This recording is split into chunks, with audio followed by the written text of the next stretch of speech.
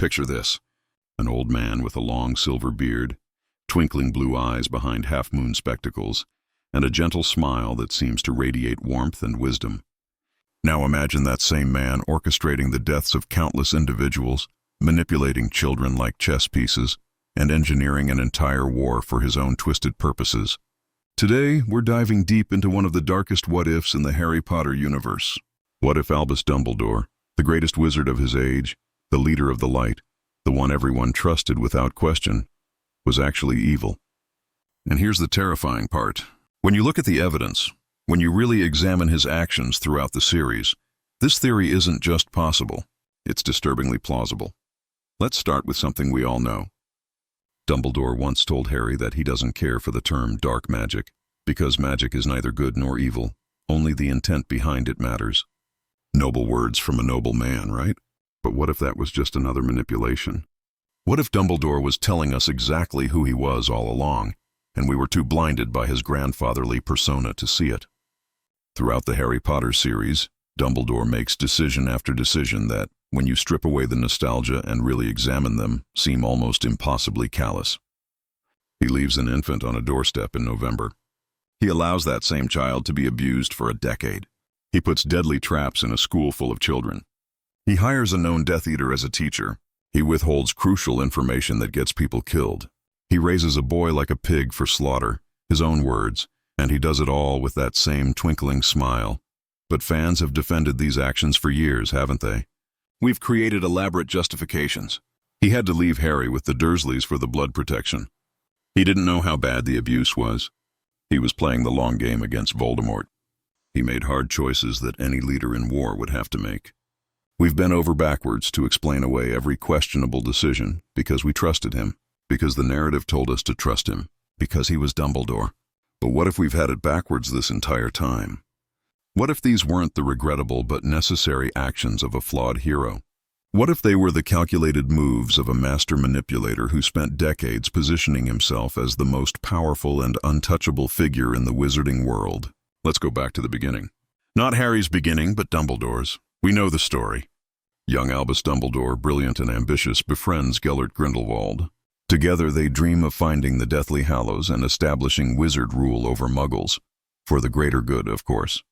Then tragedy strikes. A three-way duel breaks out between Albus, his brother Aberforth, and Grindelwald. Their sister Ariana dies. Grindelwald flees. And Dumbledore, devastated by guilt, abandons his dark ambitions and dedicates his life to fighting for the light.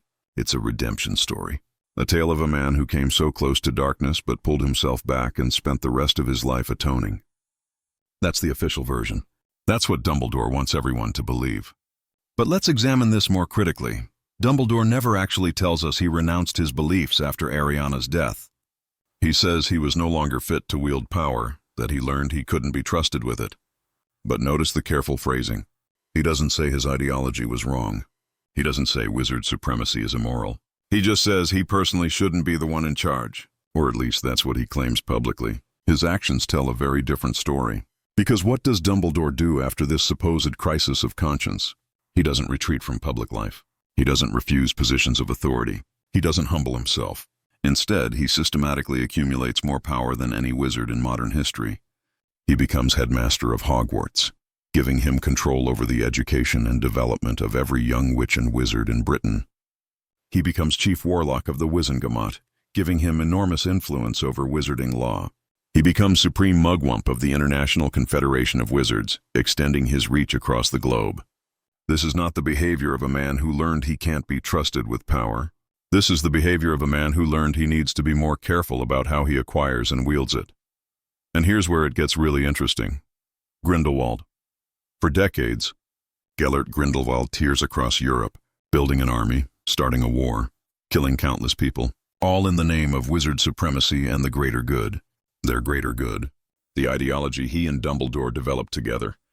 And what does Dumbledore do? Nothing. For years and years, the one wizard everyone agrees is powerful enough to stop Grindelwald, the one person who knows him intimately, does absolutely nothing while the body count rises. He makes excuses.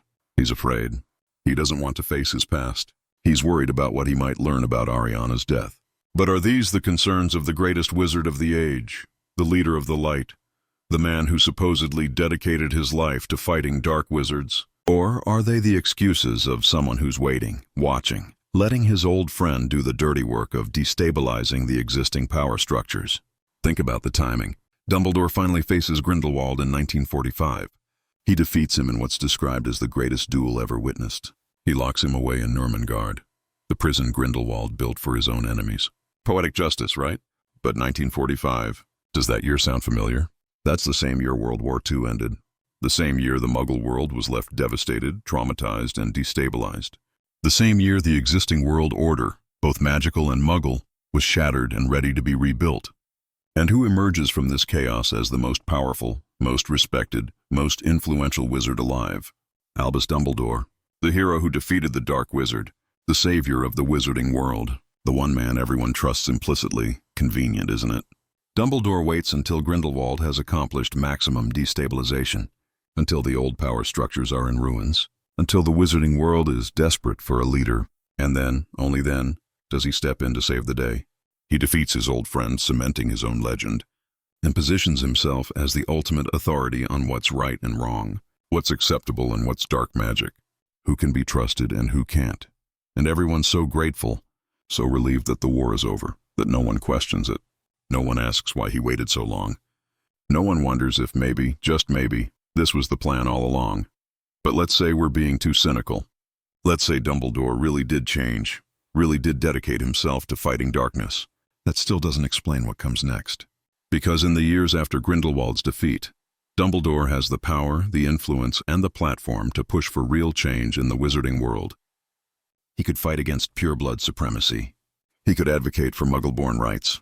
He could work to dismantle the bigotry and prejudice that he knows, from his own experience, leads to dark wizards and wars.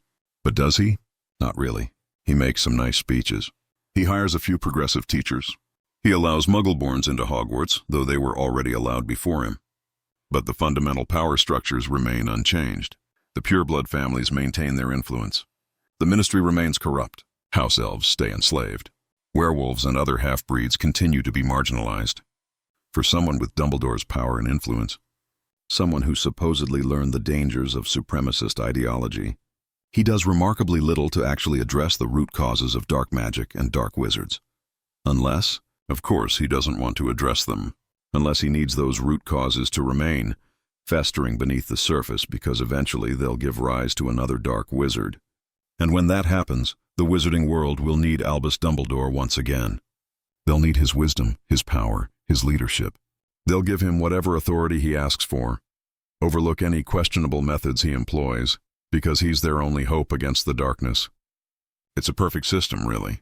Allow the conditions for dark wizards to flourish, position yourself as the only one who can stop them, and maintain your power indefinitely. And right on schedule, in the 1970s, a new dark wizard emerges.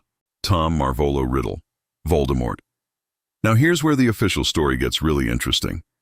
According to Dumbledore, he first met Tom Riddle when the boy was 11, living in a Muggle orphanage. Dumbledore was the one who told him he was a wizard. He was the one who brought him into the magical world. He was the one who became his teacher, his mentor, who watched him grow up at Hogwarts. And even then, even when Tom was just a student, Dumbledore knew something was wrong. He saw the signs. The cruelty, the manipulation, the obsession with power and immortality. Tom asked about Horcruxes while still at school, and Dumbledore knew what that meant. He watched this boy, this clearly disturbed and dangerous individual, and what did he do? He gave him slightly lower marks in defense against the dark arts. He gently suggested Tom might want to consider his choices. He kept a mild, watchful eye on him. But he didn't intervene. He didn't alert the ministry. He didn't take serious action to prevent what he must have known was coming. Why?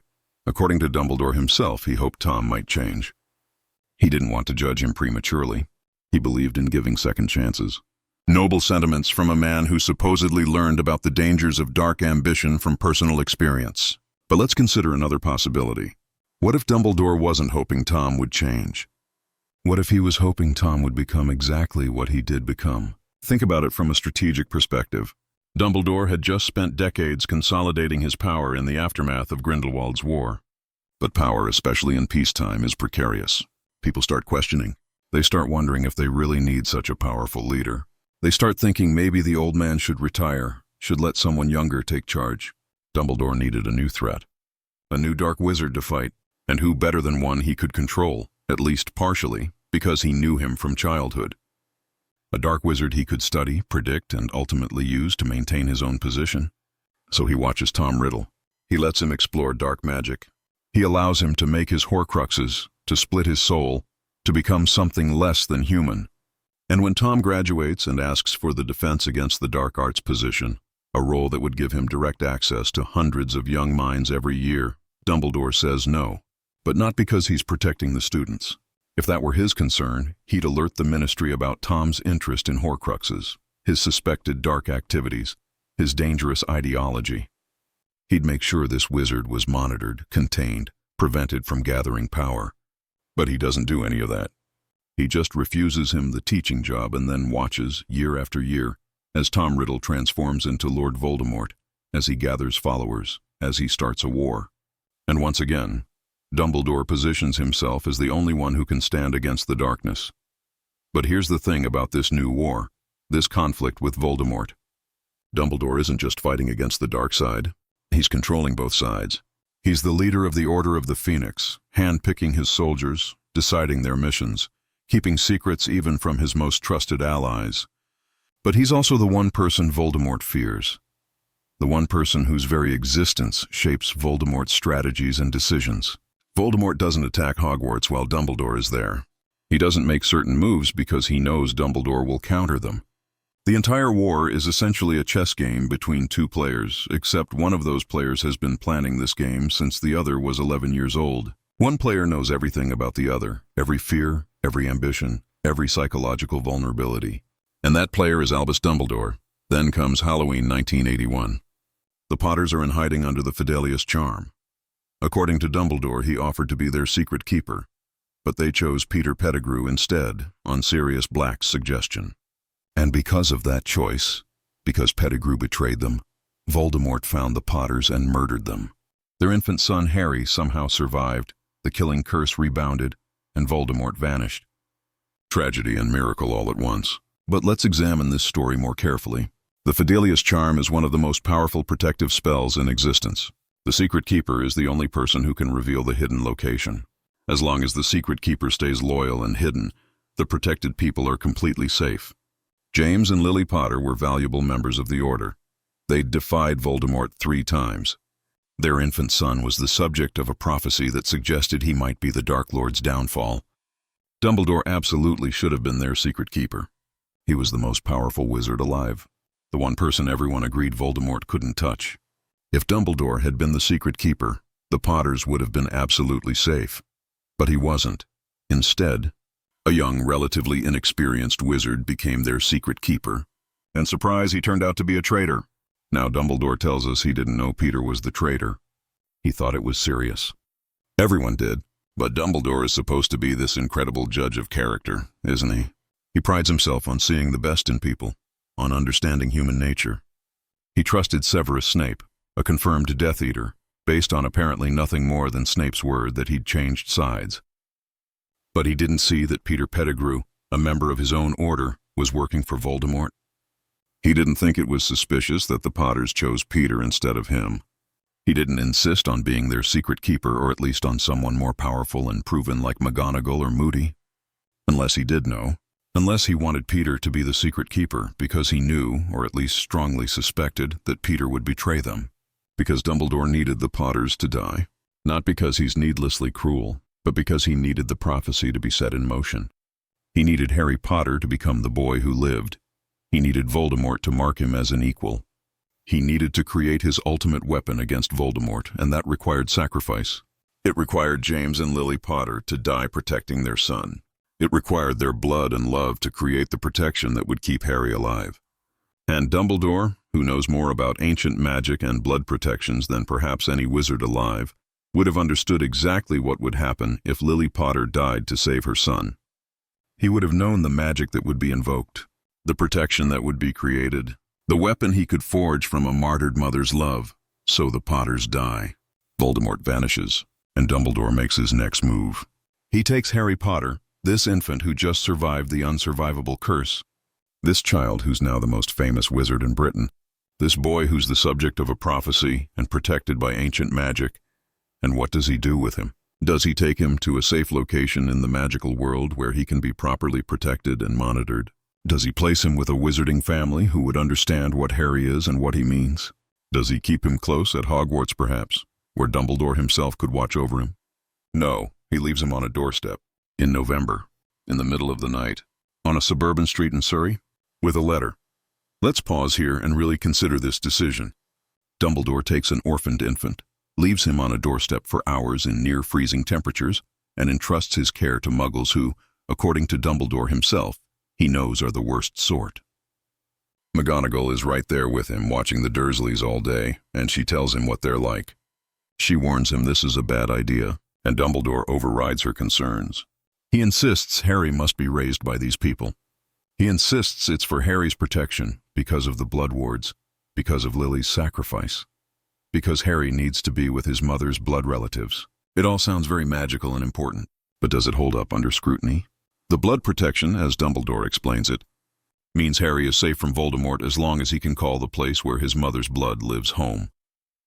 As long as he lives with the Dursleys at least once a year, the protection holds. But here's the question nobody asks. Why the Dursleys specifically? Why not another blood relative? Surely Lily Potter had other family or cousins, or someone besides her Muggle-hating sister. And even if the Dursleys were the only option, did Harry need to be raised by them entirely? Couldn't he have been raised in the wizarding world and just visited the Dursleys briefly once a year to maintain the blood protection? Dumbledore himself says Harry just needs to be able to call it home. Surely there were ways to maintain that protection without condemning an infant to a decade of abuse. Because, make no mistake, it was abuse. Harry lives in a cupboard under the stairs. He's undersized and underfed. He's dressed in clothes that don't fit. He's punished for things beyond his control. He's told repeatedly that he's unwanted, that he's a burden, that his parents were worthless drunks who died in a car crash. He has no friends, no celebration of birthdays, no concept of being loved or valued. And all of this happens less than an hour's drive from Hogwarts, where Albus Dumbledore lives and works year-round. Don't tell me Dumbledore didn't know.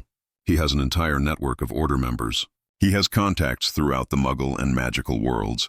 He's supposed to be keeping tabs on the most important child in the wizarding world. Of course he knew, but he didn't intervene. He left Harry there for a decade, let him be broken down, let him grow up believing he was worthless, and here's why. Because Dumbledore needed Harry to be grateful. He needed Harry to be moldable. He needed Harry to see Hogwarts, and by extension Dumbledore himself, as his savior. When you've lived in a cupboard all your life, being given a real bed feels like a blessing. When you've been told you're worthless, being told you're special makes you loyal. When you've had nothing, you'll do anything to protect what you're given.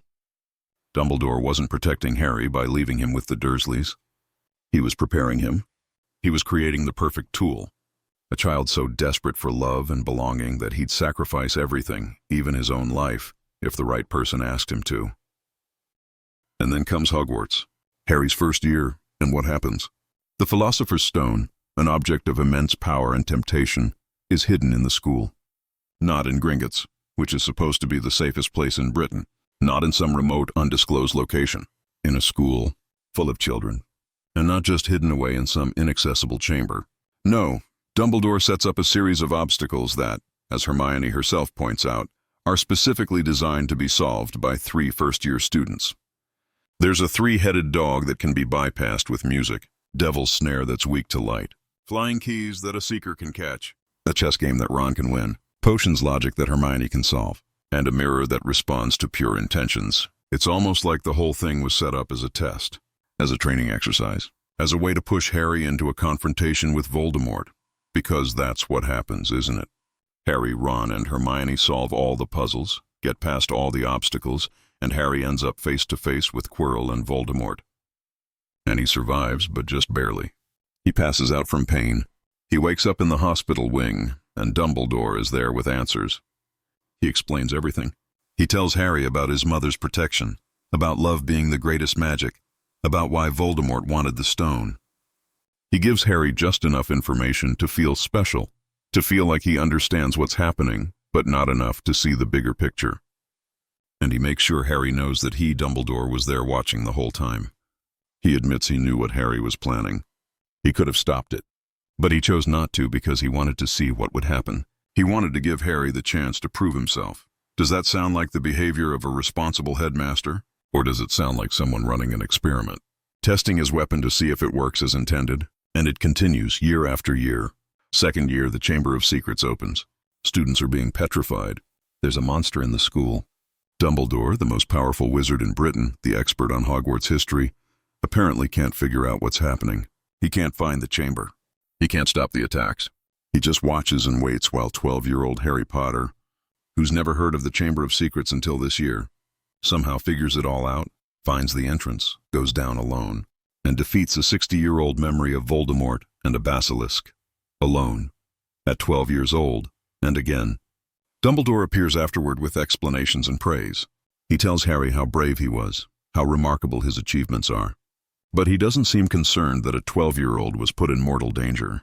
He doesn't seem worried that he, the headmaster, failed to protect his students. He's just pleased that Harry succeeded, pleased that his weapon is developing as planned.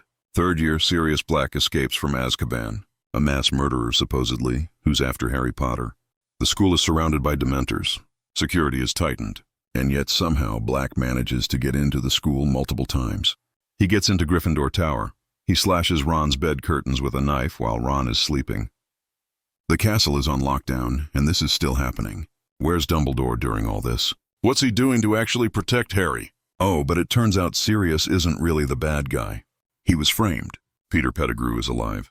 He's the real traitor. And Dumbledore, who's supposed to be this incredible wizard with access to truth spells and Veritas serum and pensive memories, apparently never bothered to question whether Sirius actually got a trial. Never bothered to investigate whether the story he was told 12 years ago was actually true. He just accepted that Sirius was guilty and let him rot in Azkaban for over a decade. Unless, of course, he knew the truth all along and found it more useful to have Sirius locked away. After all, Sirius was James Potter's best friend. Harry's godfather. The person who was supposed to take care of Harry if something happened to his parents. If Sirius had been free, he would have fought for custody. He would have taken Harry away from the Dursleys. And Dumbledore couldn't allow that. He needed Harry exactly where he was. So Sirius had to stay in prison, innocent or not. Fourth year, Harry's name comes out of the Goblet of Fire. Someone has entered him in a deadly tournament without his knowledge or consent. And Dumbledore, who set up the age line, who's supposed to be protecting the students, who knows Harry didn't enter himself, what does he do? He shrugs and says the magical contract is binding. Harry has to compete. Never mind that Harry's underage. Never mind that someone clearly tampered with a powerful magical artifact. Never mind that the last time this tournament was held someone died, which is why it was discontinued in the first place. The rules are the rules according to Dumbledore, so Harry has to risk his life in 3 deadly tasks. And throughout the year, while Harry is preparing for these tasks, while he's clearly being targeted by someone, Dumbledore maintains his distance. He doesn't investigate properly. He doesn't pull Harry aside and ensure his safety. He just watches. And when it all culminates with Harry being portcade to a graveyard, witnessing Cedric's murder, being tortured, and watching Voldemort return to power, where was Dumbledore? Not close enough to prevent any of it, but he's there afterward. He's there to comfort Harry, to debrief him, to explain what happened. And he's there to immediately start planning his next moves against Voldemort. Because this is what he wanted. He wanted Voldemort to return. He needed Voldemort to return. Because Voldemort at full power is justification for everything Dumbledore does from this point forward. Every manipulation, every secret, every sacrifice, it's all necessary because Voldemort is back. And who's the only one who can coordinate the fight against him? Albus Dumbledore. 5th year might be the most revealing of all. The Ministry is denying Voldemort's return. They're actively undermining Dumbledore. So what does Dumbledore do? He ignores Harry almost completely. He won't meet his eyes. He won't speak to him privately. He keeps his distance all year. And his explanation later is that he was worried Voldemort might possess Harry and use their connection to access Dumbledore's thoughts. So he stayed away for Harry's protection. But let's think about this. Dumbledore is worried about Voldemort possessing Harry. He knows they have a mental connection. He knows Voldemort can plant false visions in Harry's mind. So instead of teaching Harry how to protect himself, instead of training him in occlumency himself, Instead of maintaining their relationship so Harry would trust him and come to him if something felt wrong, Dumbledore just ignores him. He leaves a traumatized 15-year-old to struggle alone. He outsources Harry's occlumency training to Severus Snape, a man Harry hates and distrusts, a man who hates Harry in return. What possible pedagogical reason could there be for that choice? Unless Dumbledore wanted the occlumency lessons to fail. Unless he wanted Harry to remain vulnerable to Voldemort's visions. Because sure enough, Voldemort plants a false vision in Harry's mind. He makes Harry believe Sirius is being tortured at the Ministry. And Harry, who has no relationship with Dumbledore anymore, who's been isolated and ignored all year, doesn't go to Dumbledore for help. He goes running off to the Ministry with his friends. He walks right into Voldemort's trap. And the result? Sirius dies. The one person who might have actually fought for custody of Harry, who might have given him a real home, who might have broken Dumbledore's control, is eliminated. The prophecy is revealed. Harry learns he's either a killer or a victim, that he has to murder Voldemort or die trying.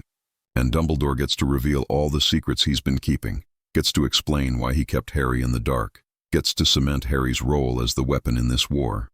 All because he ignored Harry for a year and let events play out exactly as needed. 6th year, Dumbledore finally takes a personal interest in Harry's education. But what does he teach him? Not advanced defensive magic. Not how to fight Death Eaters. Not practical skills for surviving a war. No, Dumbledore teaches Harry about Voldemort's past. He shows him memories, some real, some modified. He builds a very specific narrative about who Voldemort is, where he came from, what drives him. And he introduces the concept of Horcruxes, these objects Voldemort created to make himself immortal. 7 pieces of soul hidden in various objects. And the only way to truly defeat Voldemort is to destroy all the Horcruxes first. It's a compelling story, a clear quest, a way for Harry to make sense of everything and feel like he has agency in this war. But let's consider what Dumbledore is really doing here. He's been researching Horcruxes for over a year, he admits. He's been tracking them down, figuring out what they are and where they are. But he doesn't tell the Order. He doesn't organize a coordinated effort to find and destroy them. He tells one person, a 16-year-old boy, and he makes it clear that this is their mission, Harry and Dumbledore. The two of them will find and destroy Voldemort's Horcruxes together. It's special. It's secret. It's a bond between them. And Harry, who's been starved for Dumbledore's attention, who's desperate to matter, to be useful, to be trusted, commits completely. He'll do whatever Dumbledore asks. He'll follow wherever Dumbledore leads, even into a cave full of inferi, even drinking a potion that causes unimaginable suffering, even watching Dumbledore die, because that's how 6th year ends, isn't it? Dumbledore takes Harry to retrieve a Horcrux. He makes Harry promise to follow his orders no matter what. He makes Harry force him to drink a terrible potion. He weakens himself deliberately. And then they return to Hogwarts and Dumbledore dies. Killed by Severus Snape, his most trusted ally, right in front of Harry, and Harry is devastated. The one person he believed in, the one person he thought had all the answers, is gone. And now Harry has to carry on alone. He has to find the remaining Horcruxes. He has to finish what they started. He has no choice, because Dumbledore made sure Harry was completely invested in this mission before he died. Made sure Harry would see it through. But here's the question. Did Dumbledore actually die, or did he orchestrate his own death as the ultimate manipulation? Think about the circumstances. Dumbledore knew Draco Malfoy was trying to kill him all year. He knew Draco was using the Vanishing Cabinet. He could have stopped it at any time, but he didn't. He let it play out. And when the Death Eaters finally arrived, when Draco cornered him on the astronomy tower, Dumbledore was already weak from the potion. But not too weak to cast a full-body bind curse on Harry. Not too weak to have a conversation with Draco. Not too weak to plead with Snape in a way that Snape later claims was an order to kill him. And Snape, who we're told was acting on Dumbledore's orders all along, casts the killing curse. Dumbledore falls. The Death Eaters flee. And Harry is left with trauma, grief, and an unfinished mission that will consume the next year of his life. But what if Dumbledore isn't dead? What if Fawkes's Phoenix Tears, which can heal any wound, which brought him back from the dead before, as the legends say, what if they can sustain him in some form? What if the portrait in the headmaster's office isn't just a portrait but a way for Dumbledore to maintain awareness and influence? What if the Philosopher's Stone, which Dumbledore supposedly destroyed, was actually preserved and used to extend his life? What if the entire death scene was staged with Snape's cooperation to free Dumbledore from scrutiny while he works behind the scenes? After all, a dead Dumbledore can't be questioned, can't be blamed, can't be held responsible. A dead Dumbledore becomes a legend, an inspiration, a martyr. And his plans, which he set in motion through Harry, can proceed without interference. And what is his plan for Harry? 7th year, Harry's on the run, hunting Horcruxes with minimal information and no support. He's separated from the adults, from the Order, from anyone who might question or interfere with Dumbledore's design. He has the memories Dumbledore showed him. He has vague clues. He has a mission, and eventually he discovers the truth. He himself is a Horcrux. A piece of Voldemort's soul has been living inside him since that night in Godric's Hollow. And the only way to truly defeat Voldemort is for Harry to die. This is what Dumbledore knew. What he's known all along. What he's been preparing Harry for since the moment he left him on that doorstep. Harry has to sacrifice himself. He has to walk willingly to his death. And because Dumbledore has spent 17 years building him up, making him the hero, the chosen one, the boy who lived. Because Dumbledore has isolated him and manipulated him and filled him with guilt and responsibility, Harry does it. He walks into the Forbidden Forest. He lets Voldemort kill him, except he doesn't die. Not permanently.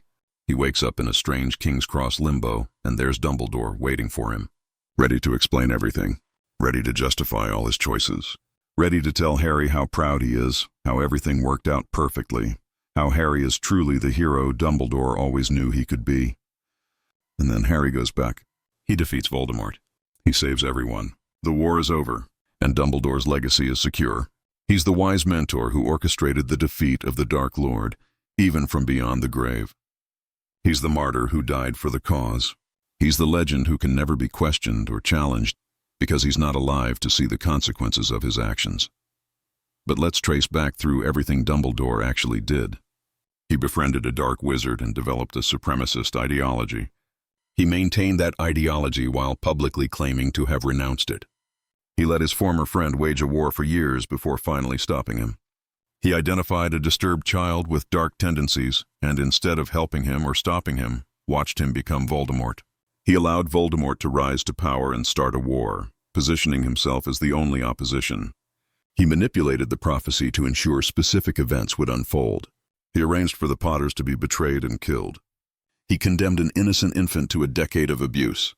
He set up deadly tests for children year after year. He allowed a mass murderer hunt to proceed when he likely knew the truth. He orchestrated events to ensure Voldemort's return. He isolated and traumatized the one person who could stop Voldemort. He raised that person like a pig for slaughter, his own words, and ensured they would walk willingly to their death. And through it all, he maintained his image as the benevolent grandfather, the wise mentor, the hero of the light. Every single action, when you strip away the justifications and really examine it, serves one purpose: maintaining and expanding Albus Dumbledore's power and control.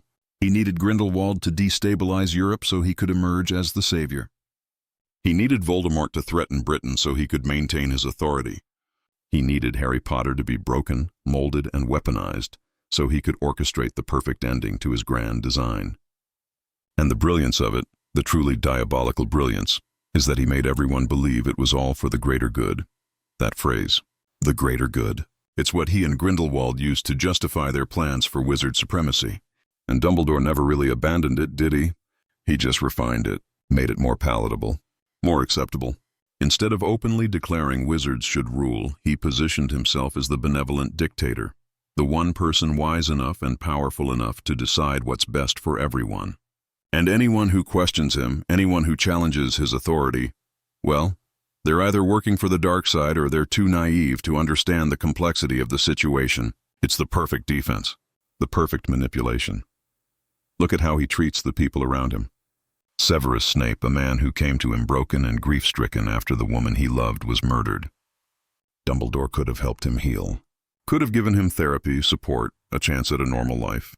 Instead, he turned Snape into a tool, a spy who had to maintain his cover as a Death Eater, who had to do terrible things, who had to live in constant danger, who had to be hated and mistrusted by everyone on the side of the light. And for what? So Dumbledore would have an inside source. So Dumbledore would have someone completely under his control, bound by guilt and unrequited love and the promise of protecting Lily's son. Snape spent nearly 2 decades as Dumbledore's puppet, and in the end, Dumbledore's final gift to him was ordering his own death, making Snape a murderer, ensuring Snape would be hated and hunted for killing the great Albus Dumbledore. That's not compassion. That's not redemption. That's exploitation. Or look at Sirius Black. 12 years in Azkaban for a crime he didn't commit. And when he finally escapes, when the truth comes out, does Dumbledore help him clear his name? Does he use his position as Chief Warlock to demand a trial? Does he leverage his influence to get Sirius pardoned? No, he tells Sirius to hide, to stay locked up in his family home, the place filled with his worst memories, to be useful to the Order but remain a fugitive. Because a free Sirius is a complication. A free Sirius has rights to Harry. A free Sirius might interfere with Dumbledore's plans. So Sirius stays trapped, depressed, drinking, until he's killed in the Department of Mysteries. Killed during an event that Dumbledore could have prevented if he'd just maintained a relationship with Harry, if he'd just taught him occlumency properly, if he'd just been honest. But he wasn't, and Sirius paid the price. Or consider Rubeus Hagrid, expelled from Hogwarts as a teenager for supposedly opening the Chamber of Secrets. His wand snapped, his future destroyed. And Dumbledore, who was a teacher at the time, who likely knew or suspected Hagrid was innocent, what did he do? He gave Hagrid a job as gamekeeper. How generous, how kind. Except Hagrid's wand stayed broken. He remained uneducated. He lived in a hut on the grounds, dependent entirely on Dumbledore's charity. And for 60 years, Hagrid was absolutely loyal. He would do anything Dumbledore asked, no questions. He'd break rules, endanger himself, keep secrets, all because Dumbledore saved him. But did he save him? Or did he create a dependent, a servant who could never leave, never question, never be anything other than grateful? The pattern repeats with everyone in Dumbledore's orbit. Remus Lupin, unable to get work anywhere because of his lycanthropy, dependent on Dumbledore for employment and acceptance.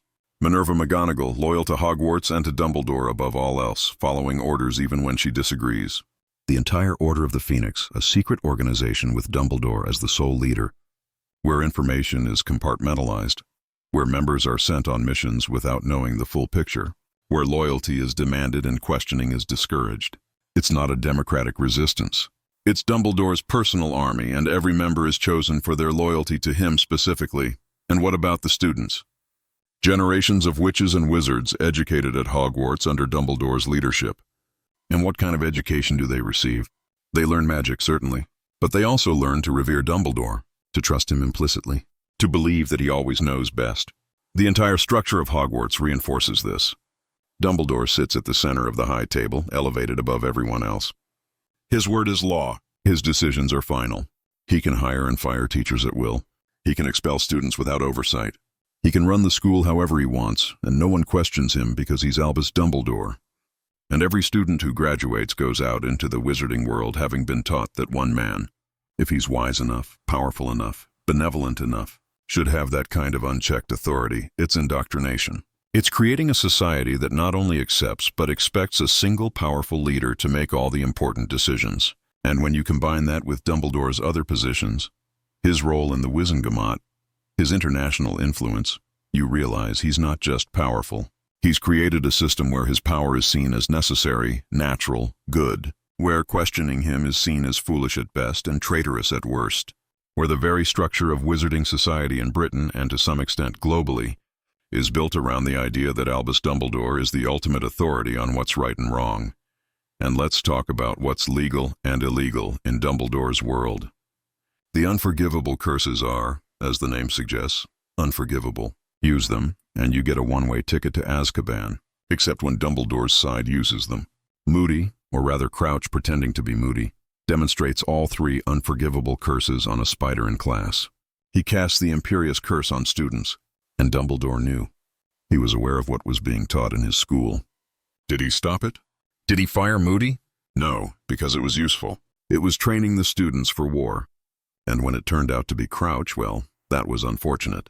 But the lesson stood, didn't it? Later during the war, Order members use unforgivable curses. McGonagall imperios someone. Harry uses Crucio. And while there's some hand-wringing about it, there are no real consequences. Because the laws, even the most serious laws, apparently don't apply when you're fighting for Dumbledore's side. The rules are for other people. The restrictions are for the enemy. Dumbledore's forces can do whatever necessary because they're the good guys. Because Dumbledore says so. That's not justice. That's not moral consistency. That's authoritarian pragmatism. The ends justify the means, as long as Dumbledore is the one defining the ends. And speaking of means, let's consider Dumbledore's relationship with dangerous creatures and objects. He keeps a three-headed dog in a school.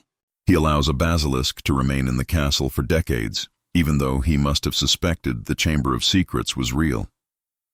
He hires a werewolf without informing parents or taking adequate precautions, and when that werewolf transforms and nearly kills students, there are no real consequences for Dumbledore's negligence. He brings Dementors onto school grounds. He allows Dolores Umbridge to torture students. Year after year, his school is one of the most dangerous places a young witch or wizard could be, and yet parents keep sending their children there because it's Hogwarts. Because Dumbledore runs it. Because surely the great Albus Dumbledore wouldn't allow anything truly harmful to happen. Except he does. Constantly. Students are petrified, possessed, attacked, tortured, and occasionally killed. And Dumbledore's response is always the same. Regret. Explanation. Assurance that he's doing everything he can, but never real accountability, never actual change. The danger is always framed as external, as something being done to Hogwarts, not as a result of Dumbledore's choices. But it is his choices. Every single threat that enters that school does so because Dumbledore allows it, or because he created the circumstances for it to happen, or because he's orchestrating it as part of some larger plan. The students aren't his priority. They're acceptable casualties in his grand design, and let's examine that design more closely. What exactly was Dumbledore trying to achieve? The obvious answer is defeating Voldemort. But Voldemort was defeated twice during Dumbledore's lifetime, and both times Dumbledore was instrumental. He defeated Grindelwald. He orchestrated the circumstances that led to Voldemort's first downfall. He engineered Harry's victory in the Second War. So clearly he can defeat dark wizards when he wants to, but notice how long he waits. Notice how much suffering happens before he acts. Notice how each defeat doesn't lead to lasting peace, but rather to a temporary period where Dumbledore consolidates power before the next threat emerges. It's a cycle. Dark wizard rises. Society panics. Dumbledore positions himself as the solution. War happens. Dumbledore emerges victorious. His power and influence expand. Peace reigns for a while. Then another dark wizard rises and the cycle repeats. And each time, the wizarding world becomes more dependent on Dumbledore, more willing to grant him authority, more convinced that they need him to protect them. It's a protection racket. It's manufacturing threats to justify your own existence. And Dumbledore has been doing it for over 50 years. But what's the end game? Why does Dumbledore want all this power? The simple answer would be that he's power hungry, that he gets off on control and manipulation. But that feels too simple for someone as intelligent and complex as Dumbledore. No. If Dumbledore is truly evil, if this has all been a calculated plan, then there has to be a greater purpose, something beyond just personal power. And this is where we come back to the greater good, back to the ideology he developed with Grindelwald, wizard supremacy, the belief that wizards are superior to muggles and should rule over them for everyone's benefit. What if Dumbledore never abandoned that belief? What if he simply realized that Grindelwald's methods, open war and conquest, were too crude? What if he understood that the better approach was to consolidate power within the wizarding world first, to make himself indispensable, to create a society that looks to one leader for guidance, and then, once that power is absolute, once there's no one left who can challenge him, to slowly, carefully, begin implementing the actual goal, wizard rule over muggles, for their own good, of course, for the greater good. Think about the state of the muggle world from the wizarding perspective. Wars, poverty, environmental destruction, nuclear weapons. Muggles are clearly struggling. They're clearly a danger to themselves and others. Wouldn't it be better if wiser beings with magical abilities and longer lifespans and access to solutions muggles can't even imagine, took control? Not through violence, not through subjugation, but through subtle influence, through placing Imperio curses on key leaders, through memory modifications and confundus charms and carefully orchestrated events that lead muggles to make the right choices. Choices that benefit everyone. Choices that create peace and prosperity. All guided by a benevolent magical elite, led, of course, by the wisest and most powerful wizard alive, Albus Dumbledore. It sounds insane. It sounds like a conspiracy theory. But is it any more insane than everything else we've discussed? Is it any harder to believe than the idea that Dumbledore spent 17 years raising a child for sacrifice? Than the idea that he allowed 2 wizarding wars to unfold so he could maintain his power? We've already established that Dumbledore is willing to manipulate, to deceive, to sacrifice individuals for what he sees as the greater good. The only question is how great that good is supposed to be. And if we take him at his youthful word, if we believe that somewhere inside this old man still lives the ambitious teenager who dreamed of wizard rule, then everything makes sense. The statute of secrecy, which keeps wizards hidden from muggles, is maintained by the International Confederation of Wizards, the organization Dumbledore leads. He has direct influence over the very law that separates the magical and muggle worlds, and while he maintains that separation publicly, he also places Harry with muggles. He maintains connections to the muggle world through muggle-born students. He ensures that the magical community remains aware of what's happening in the muggle world. He's keeping options open. He's maintaining bridges that could be used when the time is right. And his opposition to dark wizards makes sense in this context too. Grindelwald and Voldemort both wanted to break the statute of secrecy through force. They wanted open war with muggles, and Dumbledore couldn't allow that. Not because he opposes wizard rule, but because it's the wrong approach. Open war would unite muggles against wizards. It would be costly, destructive, and uncertain. Far better to maintain the statute while consolidating magical power, and then, when the time is right, to reveal the magical world on his terms. As saviors, not conquerors. As guides, not tyrants. The muggles would be grateful. They'd accept magical authority willingly, and Dumbledore would finally achieve what he and Grindelwald dreamed of all those years ago. Of course, this is all speculation. We can't know for certain what's in Dumbledore's heart, what his ultimate goals are. He's too clever, too careful, too skilled at presenting himself as exactly what people want to see. But that's the point, isn't it? That's what makes him so dangerous if he's truly evil. A dark wizard like Voldemort is obvious. He's openly cruel, obviously power-hungry, visibly monstrous. You know he's the enemy. You know to fight him. But Dumbledore, he's the hero. He's the mentor. He's the kindly grandfather figure everyone trusts. If he's manipulating you, you don't even know it. You think his choices are for your benefit. You believe his explanations. You defend him against anyone who questions him. He's created a perfect system where the victims protect their victimizer, and that's perhaps the most insidious thing about the possibility of evil Dumbledore. It's not just that he might be evil, it's that he's taught everyone what good looks like, and he's made himself the embodiment of it. He's defined morality in the wizarding world. He's set the standards for what's acceptable and what's not, and because everyone believes he's good, they don't question when he does things that would be condemned in anyone else. They assume he has good reasons. They trust that he knows best. They've been conditioned over decades to accept his authority without question. That's not just evil, that's genius-level evil. That's creating a world where your evil can operate openly, disguised as good, protected by the very people it harms. Let's consider some of the smaller moments, the details that take on new meaning if Dumbledore is evil. His relationship with Harry is filled with moments of manufactured intimacy, offering Harry a lemon drop, speaking to him in that gentle, understanding tone, showing him memories in the pensive. These aren't just kindnesses, they're grooming techniques, building trust, creating emotional bonds, making Harry feel special, chosen, important, and it works. Harry loves Dumbledore. Harry trusts Dumbledore more than anyone else in his life. Harry would die for Dumbledore, and he literally does, because Dumbledore asked him to. Or consider Dumbledore's treatment of Tom Riddle as a child. He goes to the orphanage, and within minutes of meeting this 11-year-old boy, he's setting his wardrobe on fire to frighten him. He's threatening him.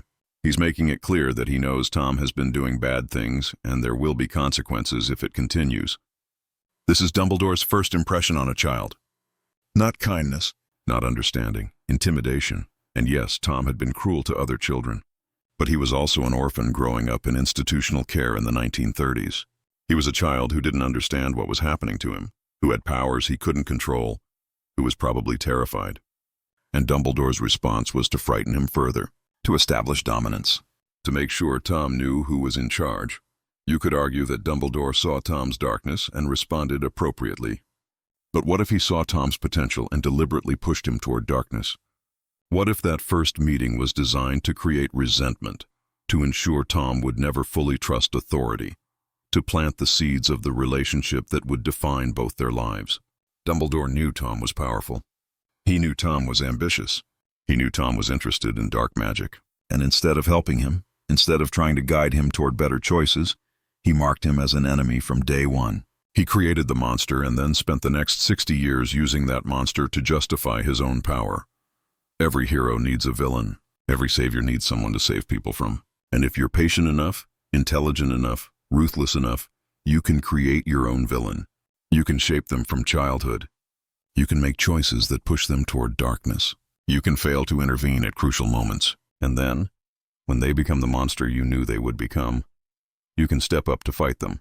You can be the hero. And no one will ever question why you didn't stop them earlier, because they're so grateful you're stopping them now. This is what Dumbledore might have done with Voldemort. And it's what he definitely did with Harry, just in reverse. Instead of creating a villain, he created a hero. He took an infant and subjected him to conditions that would create either a broken person or someone with an intense need to prove themselves. He gambled on the latter, and then he provided the avenue for that proof. He made Harry the chosen one. He gave Harry a destiny. He made Harry special, and Harry, desperate for purpose, desperate to matter, desperate to be good after being told he was worthless for so long, embraced it completely. Harry Potter isn't the hero of this story. He's the weapon, forged through abuse, tempered through trauma, sharpened through constant danger, and finally deployed to kill Voldemort and cement Dumbledore's legacy. And the tragedy is that Harry thinks he's making his own choices. He thinks he's being brave. He thinks he's doing the right thing. He doesn't realize he's been programmed. Every major decision he makes, Dumbledore has prepared him to make. Walk into the Forbidden Forest. Sacrifice yourself. Trust that it will work out. And it does work out, but only because Dumbledore planned it that way. Harry never had a choice. He just thought he did. The same is true for everyone in Dumbledore's orbit. Snape thinks he's choosing to spy on Voldemort to protect Lily's son, but Dumbledore manipulated his grief and guilt to ensure that choice. Sirius thinks he's choosing to help the Order, but Dumbledore created the circumstances that made that his only option. McGonagall thinks she's choosing to support Dumbledore, but she's been working under him for so long she can't imagine doing anything else. None of them have real agency. They're all playing roles in Dumbledore's design. They're all chess pieces who think they're players. And the wizarding world at large is no different. They think they're free. They think they have choices. They think their society is built on laws and justice and fairness. But it's all an illusion. Dumbledore pulls the strings. He decides who's prosecuted and who goes free.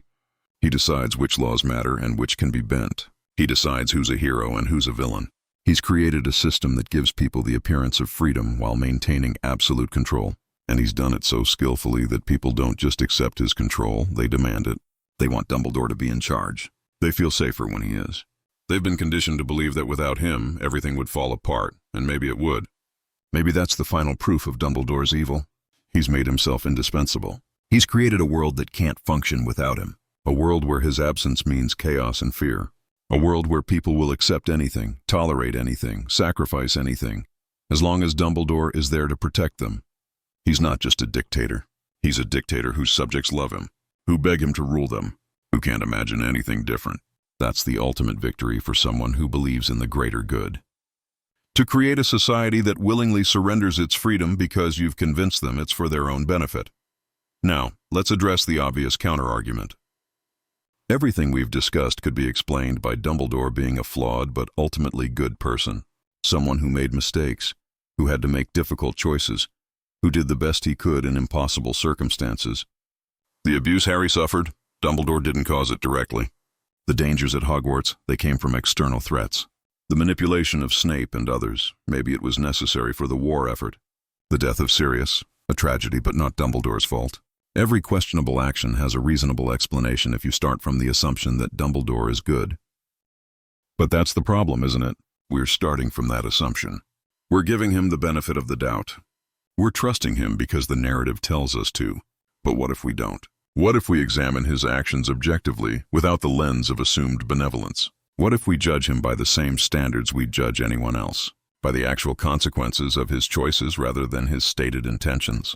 When we do that, when we look at the body count, the trauma, the manipulation, the abuse of power, the pattern of behavior over 60 years, it becomes much harder to defend him. It becomes harder to say he's just flawed. Because the flaws are too consistent. The mistakes always benefit him. The sacrifices are always other people. A truly good person, even a flawed one, would show growth. They'd learn from their mistakes. They'd change their approach when the cost became too high. But Dumbledore doesn't change. He uses the same tactics throughout his entire life. Manipulation, secrecy, sacrifice, control. From his youth with Grindelwald to his old age with Harry, the pattern is identical. The only thing that changes is how skilled he becomes at hiding it, how better he gets at making it look noble. That's not growth. That's refinement. That's becoming better at being what you've always been. And what about remorse? We're told Dumbledore feels terrible about his choices. He regrets leaving Harry with the Dursleys. He wishes he'd been more honest. He's haunted by his mistakes. But where's the evidence? We have his words. We have him telling Harry he's sorry. But words are cheap, especially from a master manipulator. What matters is actions. And Dumbledore's actions never change. He keeps making the same choices. He keeps sacrificing others. He keeps lying and manipulating right up until his death. If he truly regretted his methods, if he truly believed they were wrong, he'd stop using them. But he doesn't. He just gets better at justifying them. There's a scene in the Limbo King's Cross after Harry dies where Dumbledore explains everything. He admits he knew Harry was a Horcrux. He admits he raised him knowing he'd have to die. And he asks Harry if he thinks less of him for it. It's framed as a moment of vulnerability, Dumbledore showing his flawed humanity. But look at what he's actually doing. He's controlling the narrative. He's getting ahead of Harry's potential anger or betrayal. He's framing his choices in the best possible light while Harry is disoriented and vulnerable. He's ensuring that Harry's final impression of him, the one that will define how Harry remembers him and talks about him for the rest of his life, is sympathetic. Even in death, even in this mystical between place, Dumbledore is managing his image. He's manipulating, and it works. Harry forgives him. Harry names his son after him. Harry defends his choices. Harry becomes the guardian of Dumbledore's legacy, ensuring that future generations will remember him as a hero. Dumbledore couldn't have planned it better if he tried. Which raises the question, did he plan it? Is even his death part of the manipulation? Did he know about the limbo? Did he know he'd have one final chance to secure Harry's loyalty? It sounds paranoid. It sounds like we're attributing almost godlike powers of prediction to Dumbledore. But everything else he's done has worked out exactly as he needed it to. Why would this be different? The truth is, we can never know for certain whether Dumbledore was evil. That's the nature of truly intelligent evil. It's indistinguishable from complicated good. It hides behind noble words and difficult choices. It creates situations where questioning it seems cruel or naive. Evil Dumbledore and good Dumbledore would look exactly the same from the outside. They'd make the same choices. They'd say the same things. The only difference would be the intent. And intent is invisible. We can only infer it from patterns of behavior. And Dumbledore's patterns, when examined closely, look an awful lot like evil. Consider the world he leaves behind. Voldemort is defeated. The Death Eaters are imprisoned or dead. Peace is restored. And the wizarding world continues exactly as it was. The same power structures, the same prejudices, the same problems. Nothing fundamentally changed. Dumbledore had decades to reshape wizarding society. He had the power, the influence, the respect to implement real reform. But he didn't. House elves remain enslaved. Werewolves and other beings remain marginalized. Pure-blood families maintain their status. The ministry remains corrupt and incompetent. Azkaban, with its Dementor guards who literally eat people's souls, remains operational. All the systemic issues that create dark wizards and wars, they're all still there. Why? Because Dumbledore needs them there. Because a fair, just equitable wizarding society wouldn't need an Albus Dumbledore. They wouldn't need one man to hold all the power, to make all the decisions, to protect them from threats. A healthy society would have checks and balances.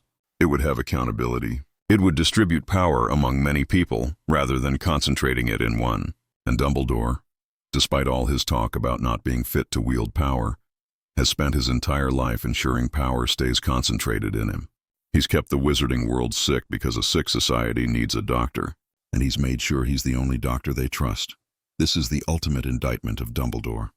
Not just that he might be evil, but that if he is, he's gotten away with it. He's died a hero.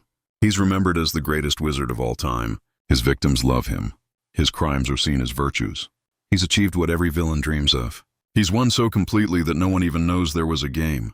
And the wizarding world, free from Voldemort, remains under Dumbledore's influence even after his death. His protégés run the government. His students teach the next generation. His philosophy dominates magical society. He's achieved a kind of immortality that Voldemort, with all his Horcruxes, never could. He lives on, not in objects, but in institutions, in people, in the very structure of their world. And maybe, just maybe, that was the point all along. Not to live forever physically, but to create a legacy so powerful, so pervasive, so unquestioned that it might as well be immortality. To shape the wizarding world so thoroughly that even generations after his death, they'll still be living according to his design. That's not the goal of a hero. That's the goal of a conqueror. And Dumbledore conquered not through force but through love. He made people love him, trust him, need him. And in doing so, he accomplished what Grindelwald and Voldemort never could. He achieved the greater good, his version of it anyway, where one man's will defines an entire society, where power is concentrated absolutely because people choose to concentrate it, where freedom is surrendered willingly because they've been taught it's for their own benefit. Let's dig even deeper into specific moments that reveal Dumbledore's true nature. Remember the Mirror of Erised? Harry discovers it in his first year and becomes obsessed with it, visiting night after night to see his parents. And Dumbledore eventually finds him there and warns him about the danger of dwelling on dreams and forgetting to live. He tells Harry the mirror will be moved and that he shouldn't go looking for it. Wise advice from a caring mentor, right? But think about what Dumbledore claims he sees in the mirror. He says he sees himself holding a pair of thick woolen socks. It's meant to be charming, humble, a little joke. But the Mirror of Erised shows your deepest, most desperate desire. And we're supposed to believe that the most powerful wizard in the world, a man who spent his entire life accumulating power and influence, whose youth was defined by ambitions of wizard supremacy and finding the Deathly Hallows, desires socks. It's a lie, obviously. Dumbledore is lying to an 11-year-old boy, and he's doing it to deflect. Because if he told Harry what he really sees, if he revealed his true desires, it would expose him. Maybe he sees himself as Master of Death, possessing all three Hallows. Maybe he sees himself ruling the wizarding world openly rather than from the shadows. Maybe he sees a world where the statute of secrecy is gone and wizards guide muggles as benevolent overlords. Whatever he sees, it's not socks. But Harry is too young, too trusting to question it. And Dumbledore knows that. He's testing Harry's gullibility, seeing how easily the boy can be fooled with a charming lie. And Harry fails the test, or rather passes it from Dumbledore's perspective. He accepts the lie without question. Later we learn that Dumbledore actually does possess the Cloak of Invisibility, one of the Deathly Hallows. James Potter lent it to him before he died, and Dumbledore just kept it. For 10 years. While Harry lived in a cupboard, while he was bullied and abused, Dumbledore had his father's most precious possession, an artifact that James would have wanted his son to have, an heirloom that belonged to Harry by right. And Dumbledore held on to it, studying it, using it for his own purposes. He only gives it back to Harry when it becomes useful to do so, when Harry needs to sneak around the castle for Dumbledore's purposes. It's not a gift. It's a tool he's lending to an asset. And the cloak is part of a larger pattern. Dumbledore is obsessed with the Deathly Hallows. He spent his youth searching for them with Grindelwald. He admits this to Harry. The Elder Wand, the Resurrection Stone, the Cloak of Invisibility. Together they make the possessor the Master of Death. And by the time of his death, Dumbledore has possessed all three at various points. He won the Elder Wand from Grindelwald. He had the cloak in his possession for years. And he found the Resurrection Stone in the ruins of the Gaunt Shack, hidden inside the Horcrux ring. That ring that nearly killed him, that withered his hand and doomed him to die within the year. But let's examine that incident more closely. Dumbledore tells us he found the ring, recognized it as a Horcrux, but couldn't resist putting it on because he recognized the stone in it. He wanted to see his family again. Specifically, he wanted to apologize to his sister Ariana. It's a moment of weakness, of humanity that nearly kills him. Snape manages to contain the curse to his hand, but the damage is done. Dumbledore is dying. He has maybe a year left, and this forces him to accelerate his plans for Harry, to ensure everything is in place before he dies. That's the official story. But what if Dumbledore wasn't overcome by sentiment? What if he put on the ring deliberately, knowing it was cursed because he needed to die on his own schedule? Think about the timing. By 6th year, Harry is almost ready. He's learned about Horcruxes. He's been bonded to Dumbledore through their private lessons. He's been shown memories that paint a very specific picture of who Voldemort is and how to defeat him. But there's one final step. Harry needs to be willing to sacrifice himself. And how do you make someone willing to die? You make them feel responsible. You make them feel like they're the only one who can do it. You remove other options. And the most effective way to do that is to die yourself. To show Harry that even the great Dumbledore can be killed, that Harry truly is alone, that the fate of the wizarding world rests solely on his shoulders. So Dumbledore puts on the ring. He knows it's cursed. He's one of the most knowledgeable wizards about dark magic and curses. He would have detected it immediately. But he puts it on anyway, and he survives just long enough to set everything in motion. His death isn't a tragedy. It's a tactic. It's the final manipulation to ensure Harry will do what needs to be done. And the beauty of it from Dumbledore's perspective is that everyone thinks his death was an accident, a moment of weakness. No one suspects it was suicide by dark magic, carefully timed and executed to maximize its impact on his chosen weapon. And then there's the manner of his death. Killed by Severus Snape on the Astronomy Tower. But Dumbledore arranged it. He ordered Snape to kill him. The official reason is to spare Draco's soul, to prevent the boy from becoming a murderer. How noble. But Draco had already used unforgivable curses that year. He'd nearly killed Katie Bell and Ron Weasley with cursed objects. His soul was already damaged if we believe that actions harm souls. So why did Dumbledore really order Snape to kill him? Because it served multiple purposes. It secured Snape's position with Voldemort. It made Snape the most hated man in the wizarding world, ensuring he'd be completely dependent on following Dumbledore's posthumous orders. It turned Dumbledore into a martyr. And most importantly, it ensured that Harry would feel utterly alone, abandoned by his mentor, forced to complete the mission by himself. Dumbledore's death is theater. It's a performance designed to manipulate everyone who witnesses it or hears about it, and it works perfectly. Harry is devastated. The Order is in disarray. The wizarding world mourns, and Dumbledore's legend grows even larger. A hero murdered by his trusted friend. A martyr who died trying to protect a student. The greatest wizard of all time, struck down in his own school. It's the stuff of legends, and legends are powerful. They inspire people. They make people willing to die for a cause. Dumbledore alive was influential. Dumbledore dead became immortal. Now let's talk about Snape in more detail, because the relationship between Dumbledore and Snape reveals so much about Dumbledore's character. Snape comes to Dumbledore after betraying the Potters, after giving Voldemort the prophecy that led to their deaths. He's desperate, grief-stricken, suicidal. He loved Lily Potter and his information got her killed. And Dumbledore sees an opportunity. He doesn't help Snape heal. He doesn't offer forgiveness or therapy or a path to genuine redemption. Instead, he offers a deal. Protect Harry, and in exchange, keep Lily's memory sacred. It's manipulation at its finest. Dumbledore takes a broken man and reshapes him into a tool, binding him with guilt and grief and unrequited love. For 17 years, Snape lives a double life. He remains a Death Eater in all but loyalty. He's cruel to students, particularly those in Gryffindor, particularly Harry. He maintains his cover so thoroughly that almost everyone believes he's still loyal to Voldemort. And Dumbledore encourages this. He needs Snape to be convincing. He needs Voldemort to trust Snape. So he allows Snape to bully children. He allows Snape to make Harry's life miserable. He allows Snape to be hated and isolated. Because Snape's happiness, Snape's well-being, Snape's soul, none of that matters compared to Dumbledore's plans. And what does Snape get in return? The knowledge that he's protecting Lily's son. Except he's not really. Dumbledore is raising Harry for slaughter, and on some level, Snape must know this. He sees how Dumbledore treats Harry. He sees the risks the boy is exposed to. He sees the pattern, but he can't admit it. Because if he admits that Dumbledore is using Harry, then he has to confront the fact that he's complicit. That his 17 years of suffering and sacrifice are in service of killing the boy he's supposed to be protecting. So he lies to himself. He tells himself he's honoring Lily. He tells himself he's doing the right thing.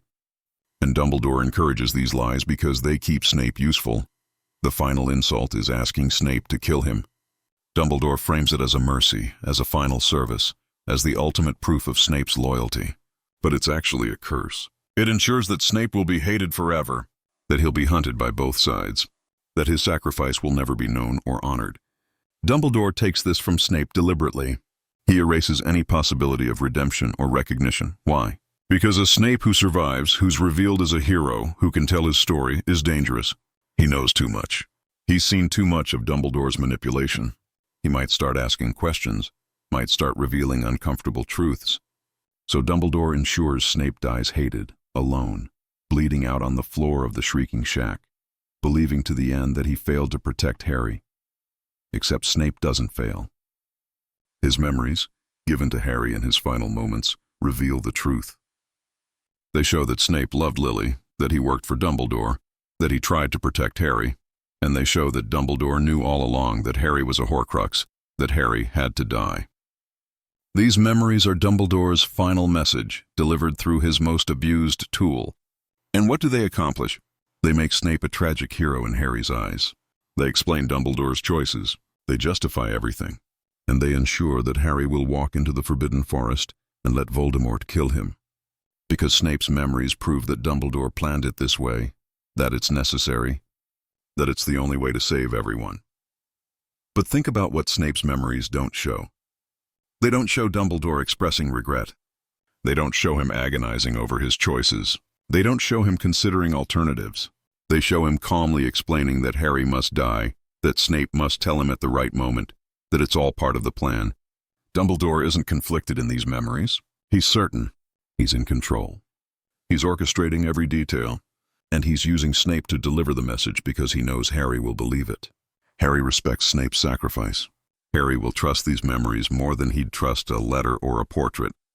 It's manipulation layered on manipulation, using a dead man's memories to control a living one. And what about the other people in Dumbledore's orbit? Let's talk about Aberforth, Dumbledore's brother. They have a complicated relationship, to put it mildly. Aberforth blames Albus for Ariana's death. He tells Harry that Albus cared more about his grand plans with Grindelwald than about his own family. He warns Harry not to trust everything his brother said, and Dumbledore dismisses Aberforth as bitter, as unable to move past the tragedy. But what if Aberforth is right? What if he saw from the very beginning what kind of person his brother really was? Aberforth lived through it all. He saw Albus become obsessed with Grindelwald. He saw his brother neglect their sister in pursuit of grand ideological schemes. He was there for the duel that killed Ariana. And afterward, he watched Albus rise to power, becoming more influential and celebrated while Ariana moldered in her grave. Aberforth chose a different path. He ran a pub. He kept his head down. He helped when he could, but refused to become part of Albus's grand designs. And Albus let him live this way, isolated and marginalized, because Aberforth wasn't useful. He couldn't be controlled.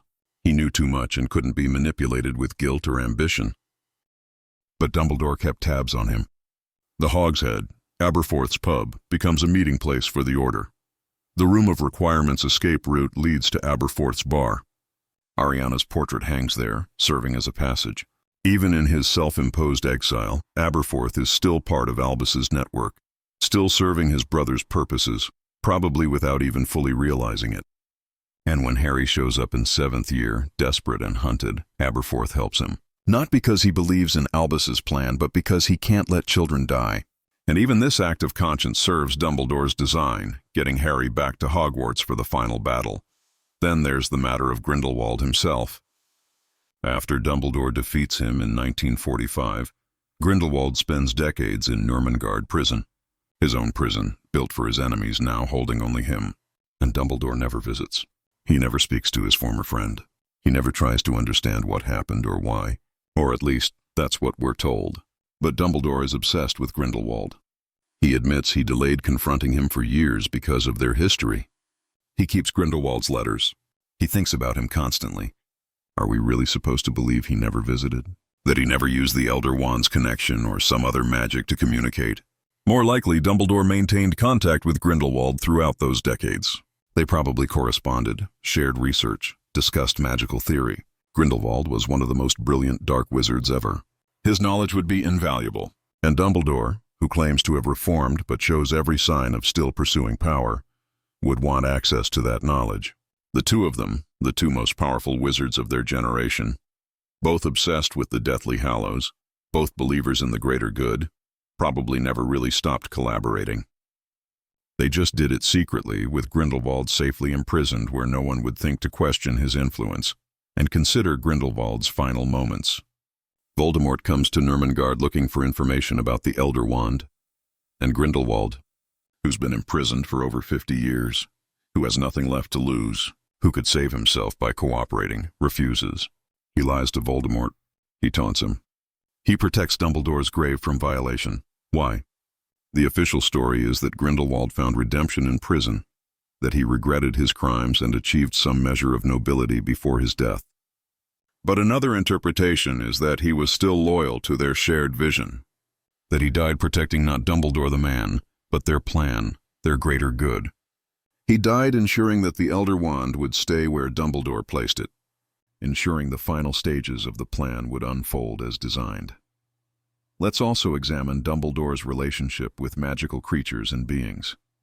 He's portrayed as progressive, as caring about all magical beings equally.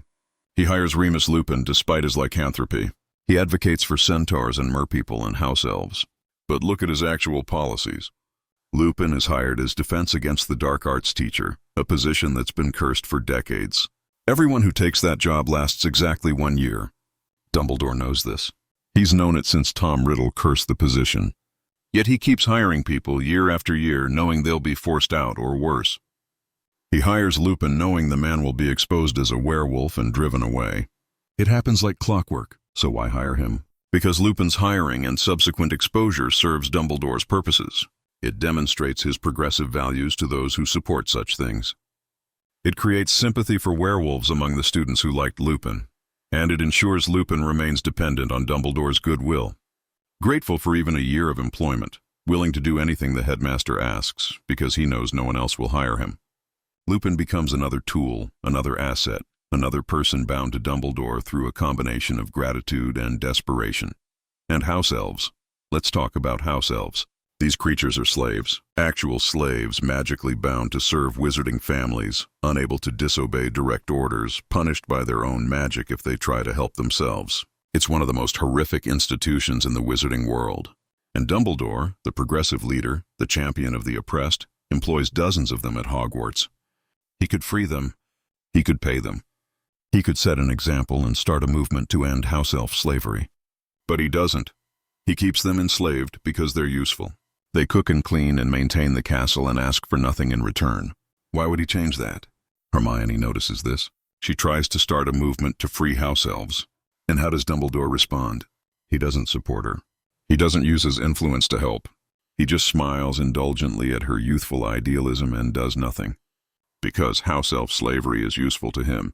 And more importantly, the existence of slavery and other injustices in wizarding society is useful.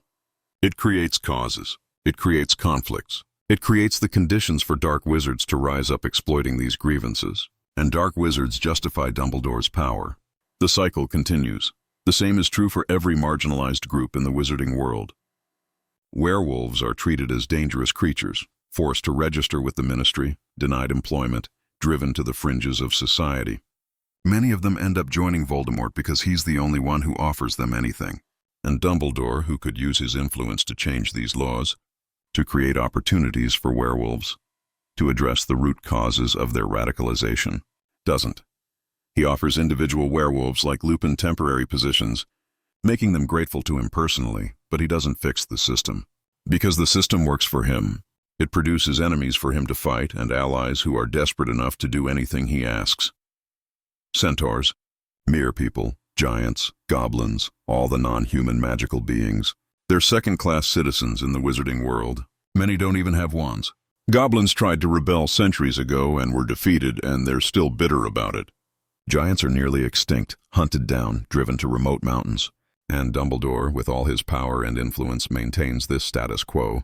He treats these beings with surface-level respect, but he doesn't advocate for their rights. He doesn't push for integration or equality. He keeps them separate, keeps them marginalized, because a united magical community might not need an Albus Dumbledore to lead them. Division serves him. Conflict serves him. Injustice serves him. Now let's talk about what Dumbledore knew about Horcruxes and when he knew it. He tells Harry that he began suspecting Voldemort had made Horcruxes after Tom Riddle asked Slughorn about them as a student. That means Dumbledore has known for over 50 years that Voldemort split his soul to achieve immortality. 50 years. And what did he do with this information? He kept it secret. He didn't tell the ministry. He didn't tell the Order.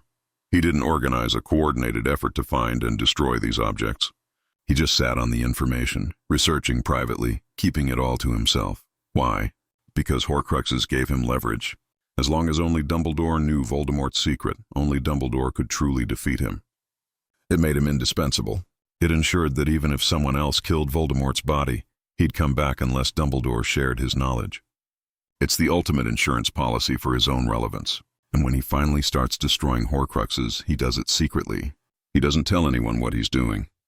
He nearly dies destroying the ring. He takes Harry to destroy another, but even then, he doesn't tell Harry everything. He maintains information superiority at all times, and the Horcrux hunt itself is suspicious. Dumbledore claims there are 7 Horcruxes total.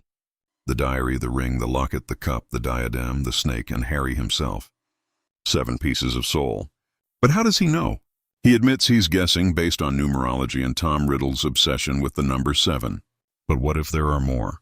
What if there are 8 or 9 or a dozen Horcruxes hidden around the world? Dumbledore has no way of knowing for certain. Yet he confidently tells Harry there are 7, and he organizes the hunt around this assumption. If he's wrong, everything falls apart. But he can't be wrong because he's Dumbledore. He's always right, except when he's not, and then people die. But let's assume he's correct about the number. That means he spent months or years tracking these objects down. He found the ring in the Gaunt Shack. He located the locket in the cave. He presumably had leads on the others. And he did all this alone, or with minimal help. Why? Why not use the Order? Why not use the Ministry? Why not organize a proper search with multiple skilled wizards? Because he couldn't share the information. Because the Horcrux hunt is his special mission with Harry, his way of bonding with the boy, his way of ensuring Harry is completely invested in the quest. It's not about efficiency. It's about control. And let's examine the cave where the locket Horcrux is hidden. Dumbledore takes 16-year-old Harry to this place. They have to cross a lake full of inferi, animated corpses that drag living people down to drown. They have to drink a potion that causes terrible suffering, and Dumbledore makes Harry force him to drink it. Makes Harry watch him beg and plead and suffer. Makes Harry ignore his cries and pour potion down his throat. What possible pedagogical reason is there for this? What is Harry learning except that sometimes you have to torture people you love for the greater good? It's trauma bonding. It's making Harry complicit. It's ensuring that Harry is so invested in the Horcrux hunt, has suffered so much and sacrificed so much, that he'll see it through no matter what. And it works. After watching Dumbledore suffer in the cave, after fighting inferi, after racing back to find Dumbledore murdered, Harry is absolutely committed. He drops out of school. He devotes himself entirely to finding Horcruxes. He's willing to die if necessary, which is exactly what Dumbledore needed him to be willing to do. And the locket they retrieve from the cave isn't even real. It's a fake, left by Regulus Black years earlier. Did Dumbledore know? He must have suspected. He's too intelligent, too knowledgeable about magic, not to detect that something is wrong with the locket. But he goes through with the whole ordeal anyway. He drinks the potion. He suffers. He nearly dies. Because it serves the purpose of traumatizing and bonding with Harry. The actual Horcrux is irrelevant. The experience is what matters. Let's talk about the prophecy, because it's central to everything. The prophecy says that one cannot live while the other survives, that the Dark Lord will mark someone as his equal, that this person will have power the Dark Lord knows not. And Dumbledore treats this prophecy as absolute truth, as destiny that must be fulfilled. But prophecies in the Harry Potter world are notoriously unreliable. They're cryptic. They can be interpreted multiple ways. They often become self-fulfilling because people believe in them and act accordingly. Dumbledore knows this. He's studied prophecies. He knows they're not deterministic. Yet he bases his entire strategy around this one prophecy being literally true. Why? Because it gives him a framework. It gives him a narrative. It makes his manipulation of Harry seem necessary, fated, unavoidable. Harry isn't a child. Dumbledore is sacrificing for his own purposes. He's the chosen one, marked by destiny, destined to face Voldemort. It's not Dumbledore's choice. It's fate. Except Dumbledore is the one who interprets the prophecy. He's the one who decides what it means. He's the one who chooses to tell Voldemort about it, ensuring that Voldemort will go after the Potters, ensuring that Harry will be marked. The prophecy doesn't create events. Dumbledore uses the prophecy to justify events he orchestrates, and think about the power the Dark Lord knows not. The prophecy says Harry has this power, and Dumbledore tells Harry it's love. The ability to love, which Voldemort lacks. It's a nice sentiment, very poetic. But is it true? How is love a power that defeats dark wizards? Lily's love protected Harry, yes, but that was a specific magical protection created by her sacrifice, not love as an abstract concept.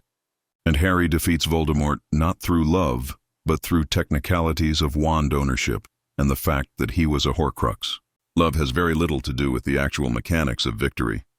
So why does Dumbledore emphasize love so much? Because it's a useful lie. It makes Harry feel special. It makes him believe he has something Voldemort doesn't.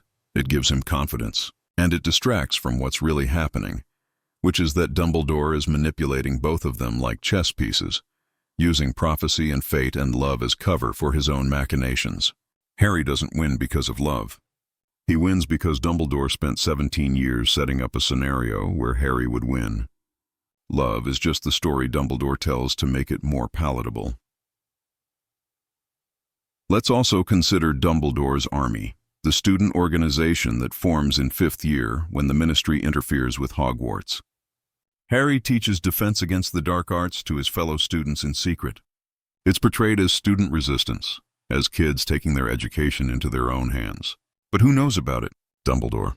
He knows everything that happens in his school. He has portraits everywhere. He has the Marauder's map, or could get it if he wanted. He knows about the Room of Requirement. Of course he knows about Dumbledore's army, and he allows it. He encourages it indirectly by hiring Umbridge and ensuring she's so terrible that students have no choice but to seek alternative education. Why? Because Dumbledore's army serves his purposes. It trains Harry in leadership. It builds loyalty among students. It creates a force of young wizards who are personally devoted to Harry and, by extension, to Dumbledore's cause. When the war escalates, these students become soldiers. They fight at the Battle of Hogwarts. Some of them die. And they do it willingly because they've been prepared, trained, indoctrinated into believing they're fighting for something noble. Dumbledore's army isn't student resistance. It's Dumbledore recruiting child soldiers, and he does it so cleverly that they think it's their own idea. And Umbridge, let's talk about her. She's sent by the Ministry to take over Hogwarts, to spy on Dumbledore, to control the school. She's cruel, tyrannical, tortures students with her blood quill. And Dumbledore does nothing. He doesn't protect the students. He doesn't use his influence to have her removed. He just watches as she abuses children under his care. Why? The official explanation is that his hands are tied, that the Ministry has too much power, that he can't fight them openly without escalating the conflict. But this is Albus Dumbledore, the most powerful wizard in Britain, the chief warlock of the Wizengamot, the supreme mugwump. If he wanted Umbridge gone, he could make it happen, but he doesn't want her gone. Not yet. She serves a purpose. Her cruelty radicalizes students. Her incompetence justifies Dumbledore's army. Her presence makes Dumbledore look reasonable and moderate by comparison. When he finally does oppose her, it's only when the Ministry tries to arrest him, and he escapes dramatically, cementing his image as a rebel hero. Umbridge's entire tenure at Hogwarts serves to strengthen Dumbledore's position. The students hate the Ministry and love Dumbledore. The parents see that the Ministry is overreaching. The wizarding world watches as Dumbledore is proven right about Voldemort's return. He gets everything he needs from Umbridge's reign of terror, and all it costs is a few months of student suffering. Worth it, from his perspective. Now let's examine the Battle of Hogwarts itself, the final confrontation. Dumbledore is dead by this point, but his plans are still in motion. Harry has been told he must die. He walks into the Forbidden Forest. He lets Voldemort kill him. And then, in the Limbo King's Cross, Dumbledore appears to explain everything. But think about this scenario. Harry has just been hit with a killing curse. He's in some kind of afterlife or near-death experience. And there's Dumbledore, somehow present, somehow able to communicate with him. How? How is Dumbledore, who's been dead for nearly a year, able to appear in Harry's near-death experience? Unless he planned it, unless he set it up, unless he arranged for some piece of his consciousness, his soul, his magic, to be waiting for Harry at this precise moment. Remember, Dumbledore possessed all 3 Deathly Hallows at various points. The cloak, the stone, the wand, he was master of death if such a thing exists. What if he used that mastery to ensure he could communicate with Harry after death? What if the entire King's Cross conversation is Dumbledore's final manipulation, reaching beyond the grave to ensure Harry makes the right choice? Because Harry does make a choice in that moment. He chooses to go back. He chooses to fight Voldemort. And Dumbledore is there, guiding that choice, explaining why it's necessary, making sure his weapon completes its function. And after Harry defeats Voldemort, what happens? The wizarding world celebrates. Harry is the hero. Voldemort is gone. Peace is restored. And Dumbledore's legacy is secure. Hogwarts continues under new leadership, but still following Dumbledore's model. The Ministry is reformed, but the same power structures remain. Harry becomes an Auror, working for the system. He names his children after Dumbledore and Snape, honoring the men who manipulated him most. He tells his son that Dumbledore was the bravest man he knew, ensuring that the next generation will revere Dumbledore just as Harry's generation did. The cycle continues, because that's Dumbledore's true immortality. Not living forever physically, but ensuring his vision, his values, his worldview persist through the people he shaped. Harry, Ron, Hermione, Neville, Luna, Ginny, all the students who survived, they're all products of Dumbledore's influence. They all believe in his version of good and evil. They all accept his methods. They all defend his choices. And they pass these beliefs on to their children. Dumbledore doesn't need to be alive. His ideas are alive. Let's dig into some of the smaller details that become sinister when viewed through this lens. The sorting hat, for instance. This ancient artifact sorts children into houses based on their traits and values. And where does it spend the rest of the year? In Dumbledore's office. He has constant access to it. He could influence it, program it, use it to ensure certain children end up in certain houses. Consider how convenient it is that Harry ends up in Gryffindor. The sorting hat considers putting him in Slytherin, the house associated with dark wizards and pure-blood supremacy. But Harry asks not to go there, and the hat honors his request. Except the hat is sitting on Harry's head in the Great Hall in front of everyone. But whose office was Harry just in? Who did he just meet? Who had access to him before the sorting? Dumbledore. What if Dumbledore planted suggestions in Harry's mind? Subtle magical influences that would ensure he'd reject Slytherin and embrace Gryffindor. Because Harry and Slytherin would have been a disaster for Dumbledore's plans. He'd have been influenced by pure-blood ideology. He'd have made friends with Malfoy. He'd have been less isolated and easier to protect. He might have turned out differently, might have been harder to mold into the weapon Dumbledore needed. So Dumbledore ensures Harry goes to Gryffindor, the house of the brave, the house of the martyr, the house that produces people willing to sacrifice themselves for others. It's perfect conditioning for someone who'll eventually need to walk to his death. And the house system itself is problematic. It divides children at age 11 based on personality traits and then reinforces those traits for 7 years. Gryffindors learn they're brave and noble. Slytherins learn they're ambitious and cunning. Hufflepuffs learn they're loyal and hardworking. Ravenclaws learn they're intelligent and creative. But people are more complex than 4 categories. The sorting creates artificial divisions, rivalries, prejudices. It's literally institutionalized discrimination based on personality traits assigned to children. And who maintains this system? Who's been headmaster for decades and could reform it if he wanted? Dumbledore. But he doesn't reform it. He preserves it. Because a divided student body is easier to control than a united one. Because house rivalries prevent students from organizing against authority. Because the system produces predictable types of graduates that Dumbledore can use for different purposes. Think about the teachers Dumbledore hires over the years. Quirrell, who's literally sharing his body with Voldemort. Lockhart, a complete fraud and narcissist. Lupin, a werewolf who transforms and nearly kills students. Crouch pretending to be Moody, who's actually a Death Eater preparing Harry for Voldemort. Umbridge, a sadistic ministry stooge. Snape, a former Death Eater who openly hates students. These are the people Dumbledore chooses to educate children. And yes, some of them were forced on him by circumstances, but many weren't. He chose Quirrell. He chose Lockhart. He chose to keep Snape for 17 years. These aren't unfortunate accidents. They're patterns. He consistently places children in danger and under the care of damaged, dangerous, or incompetent adults. Why? Because Hogwarts under Dumbledore isn't really a school. It's a testing ground. It's a facility for producing specific types of graduates. Some will become Order members, loyal soldiers in Dumbledore's wars. Some will become Ministry officials, maintaining the status quo. Some will become Dark Wizards, providing the enemies he needs to justify his authority. Every student is being shaped, directed, pushed toward a role in Dumbledore's grand design. The danger, the trauma, the inadequate education, it's all intentional. It produces adults who are reactive rather than thoughtful, who respond to threats rather than preventing them, who look to authority figures like Dumbledore for guidance because they've never been taught to think independently, and the curriculum itself is revealing. Defense Against the Dark Arts is the only class that deals with practical combat magic, and it's cursed, ensuring inconsistent education and that no student receives more than 1 year of proper instruction from any teacher. This means every wizard educated at Hogwarts is defensively weak, ill-prepared for actual combat, dependent on natural talent rather than comprehensive training. It's systematic disarmament of the population. And who benefits from a population that can't effectively defend itself? The people with real power. People like Dumbledore. Meanwhile, classes like History of Magic are taught by a ghost who literally bores students to sleep. An entire generation grows up ignorant of their own history, unaware of past conflicts, unable to recognize when history is repeating itself. Muggle studies is an elective that most purebloods never take, ensuring continued ignorance and prejudice. There's no class on magical theory, on understanding how magic actually works. There's no political science, no critical thinking, no ethics.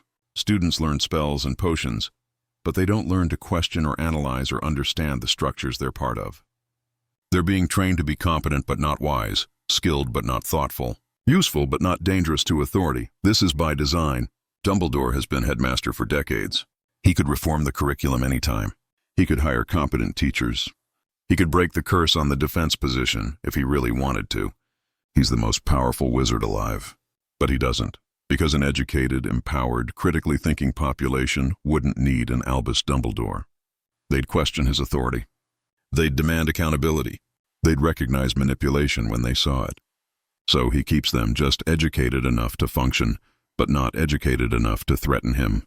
Let's talk about the Tri-Wizard Tournament in 4th year. This event hasn't been held in centuries because it's too dangerous. Students have died, but Dumbledore agrees to host it, to bring it back, to put students in life-threatening situations for entertainment and prestige. And when Harry's name comes out of the goblet, when it's clear someone is targeting him, when a powerful dark wizard is obviously involved, what does Dumbledore do? He lets it continue. He doesn't cancel the tournament. He doesn't find a loophole in the magical contract. He has Fawkes, a phoenix that can carry immense loads and teleport. He has all the power and resources of Hogwarts. He could protect Harry, could prevent the tragedy he must know is coming. But he doesn't, because Cedric needs to die. It sounds monstrous, but look at what Cedric's death accomplishes. It traumatizes Harry, making him easier to manipulate. It proves to the wizarding world that Voldemort is really back, ending the Ministry's denial. It galvanizes students and parents, creating fear and urgency. It justifies the reformation of the Order of the Phoenix. It sets up everything that happens in the next 3 years. Cedric Diggory is a sacrifice, and Dumbledore allows it to happen because the alternative, a world where people don't believe Voldemort is back, where they don't grant Dumbledore emergency powers, where they don't rally behind him, is worse for his plans, and Harry's reaction to Cedric's death is telling. He blames himself. He feels responsible, and Dumbledore does nothing to alleviate that guilt. In fact, he uses it. He harnesses Harry's guilt and trauma to ensure loyalty, to ensure Harry will do anything to prevent more deaths, including eventually sacrificing himself. It's psychological manipulation at its most cruel, taking a 14-year-old survivor's guilt and weaponizing it. The Goblet of Fire itself is suspicious. It's a powerful magical artifact that creates binding magical contracts. Someone put Harry's name in, tricking the goblet into thinking there were 4 schools instead of 3. This requires incredibly advanced magic. And it happened in Hogwarts, under Dumbledore's nose, in his own school where he's supposed to have complete awareness. Either he's far less competent than his reputation suggests, or he knew and allowed it. Given everything else we've discussed, the latter seems more likely. He knew someone was targeting Harry. He knew Crouch was impersonating Moody. He probably knew exactly what was being planned, and he let it happen because it served his purposes.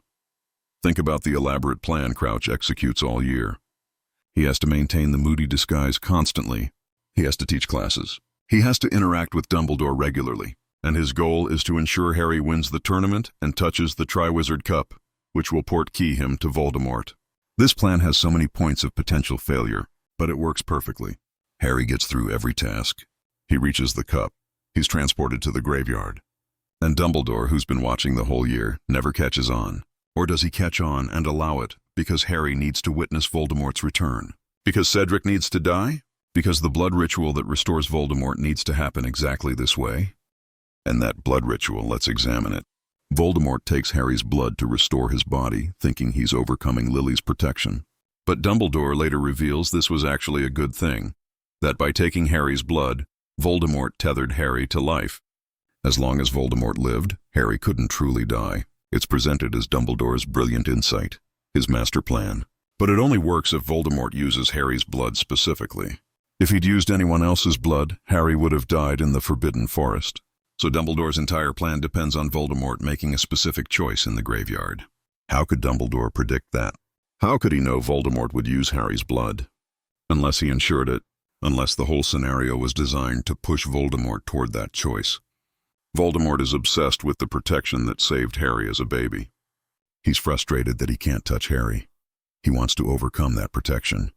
And someone who knew Voldemort intimately, who understood his psychology, who could predict his reactions, might be able to manipulate him into using Harry's blood. Someone like Albus Dumbledore, who's been studying Tom Riddle for over 50 years, who knows every detail of his personality, who can play him like an instrument. The graveyard scene, Cedric's death, Harry's trauma, Voldemort's restoration, the blood ritual, all of it might have been orchestrated by Dumbledore. Not directly, but through careful manipulation of circumstances, through positioning pieces on the board, through ensuring that when people made choices, they were choosing from options he'd prepared. Its control so sophisticated it looks like chaos. Its manipulation so skilled it looks like coincidence. Now let's consider the prophecy ball in the Department of Mysteries. These records of prophecies are stored in the Ministry, and only the subjects of the prophecy can retrieve them. Voldemort wants to hear the full prophecy about him and Harry, so he manipulates Harry into going to the Ministry to get it. The order follows. There's a battle. Sirius dies. The prophecy is destroyed. And Voldemort is revealed publicly fighting Dumbledore in the Ministry atrium. It's dramatic, conclusive proof that he's back. The Ministry can no longer deny it. But here's the thing. Dumbledore already told Harry the full prophecy earlier that year. Harry knows what it says, so the prophecy ball itself is irrelevant. Its contents don't matter. But Voldemort doesn't know that. He thinks he needs the prophecy. And Dumbledore uses that misconception to engineer a confrontation. He keeps Harry ignorant and vulnerable all year, knowing Voldemort will exploit that. He allows Harry to be lured to the Ministry. He ensures the order is ready to follow, but not to prevent. And he arrives at the perfect moment, after Sirius is dead, after Harry is traumatized, to save the day and prove to everyone that he was right all along. Sirius's death in this scenario isn't an accident. It's a necessity. Sirius is the last person standing between Dumbledore and complete control of Harry. As Harry's godfather, Sirius has legal and moral authority. He wants Harry to live with him.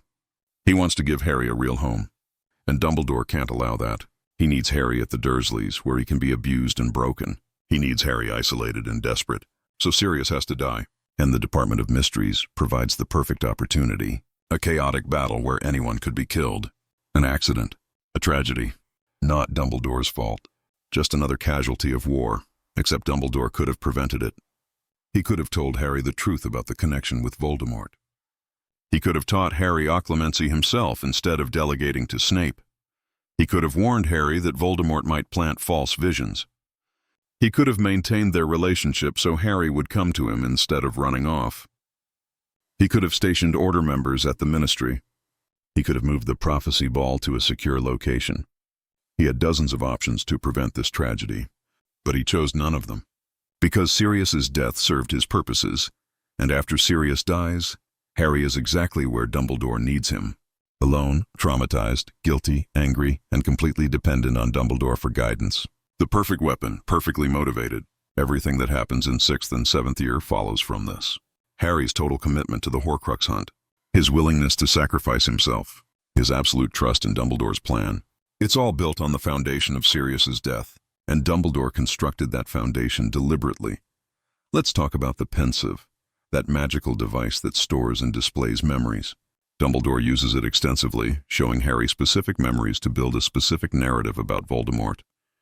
But memories can be modified. Even Slughorn's memory is modified, and Dumbledore knows it. He makes Harry retrieve the real memory, proving that memories aren't reliable, that they can be tampered with. Yet Harry trusts all the other memories Dumbledore shows him without question. Why? Because Dumbledore selected them. Because Dumbledore presented them in a specific order. Because Dumbledore provided the interpretation. What if some of those memories were modified? What if Dumbledore altered them to show what he wanted Harry to believe rather than what actually happened?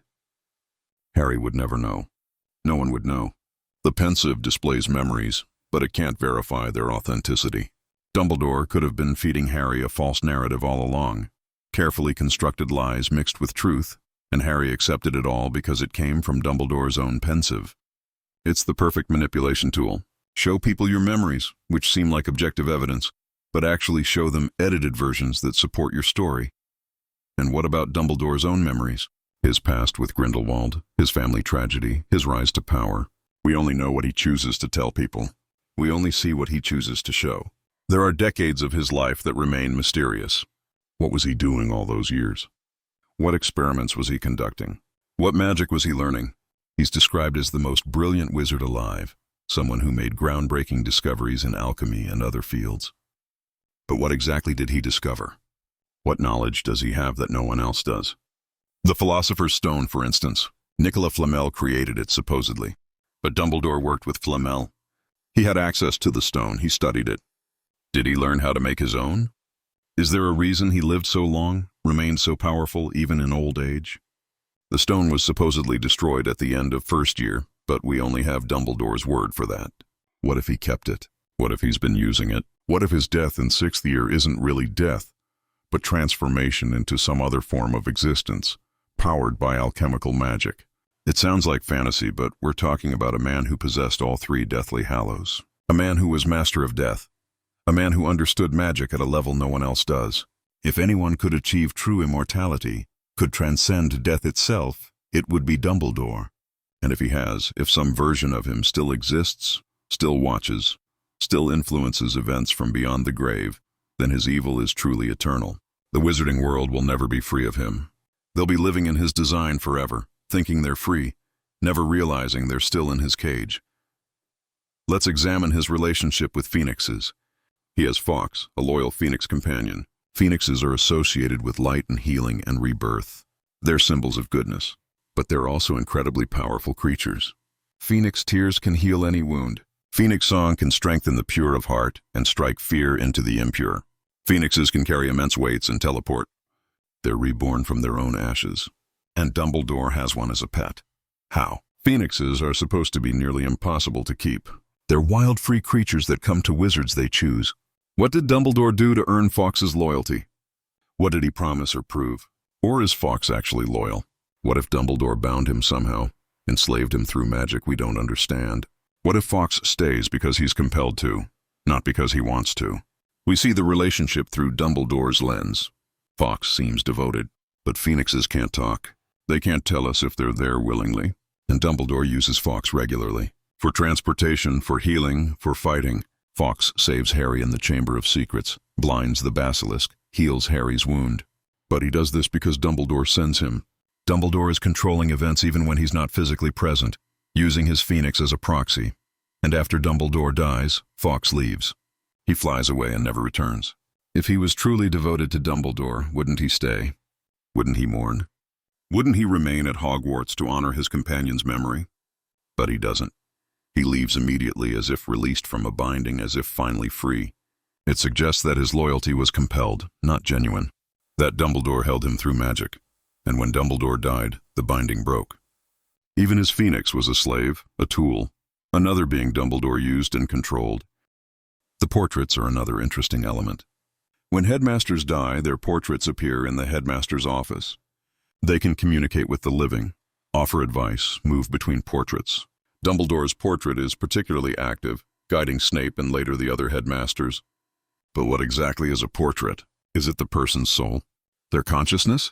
Or is it more like an echo, a magical recording that simulates the person? We're never told exactly how portraits work, but Dumbledore would know. He'd understand the magic better than anyone. So what did he do to ensure his portrait would be particularly powerful, particularly aware? Did he transfer part of his consciousness into it before dying? Did he create something more than a normal portrait? Something that would allow him to continue influencing events after death? His portrait advises Snape throughout 7th year. It tells him what to do, how to act as headmaster under Voldemort's regime. And Snape obeys, even though Dumbledore is dead.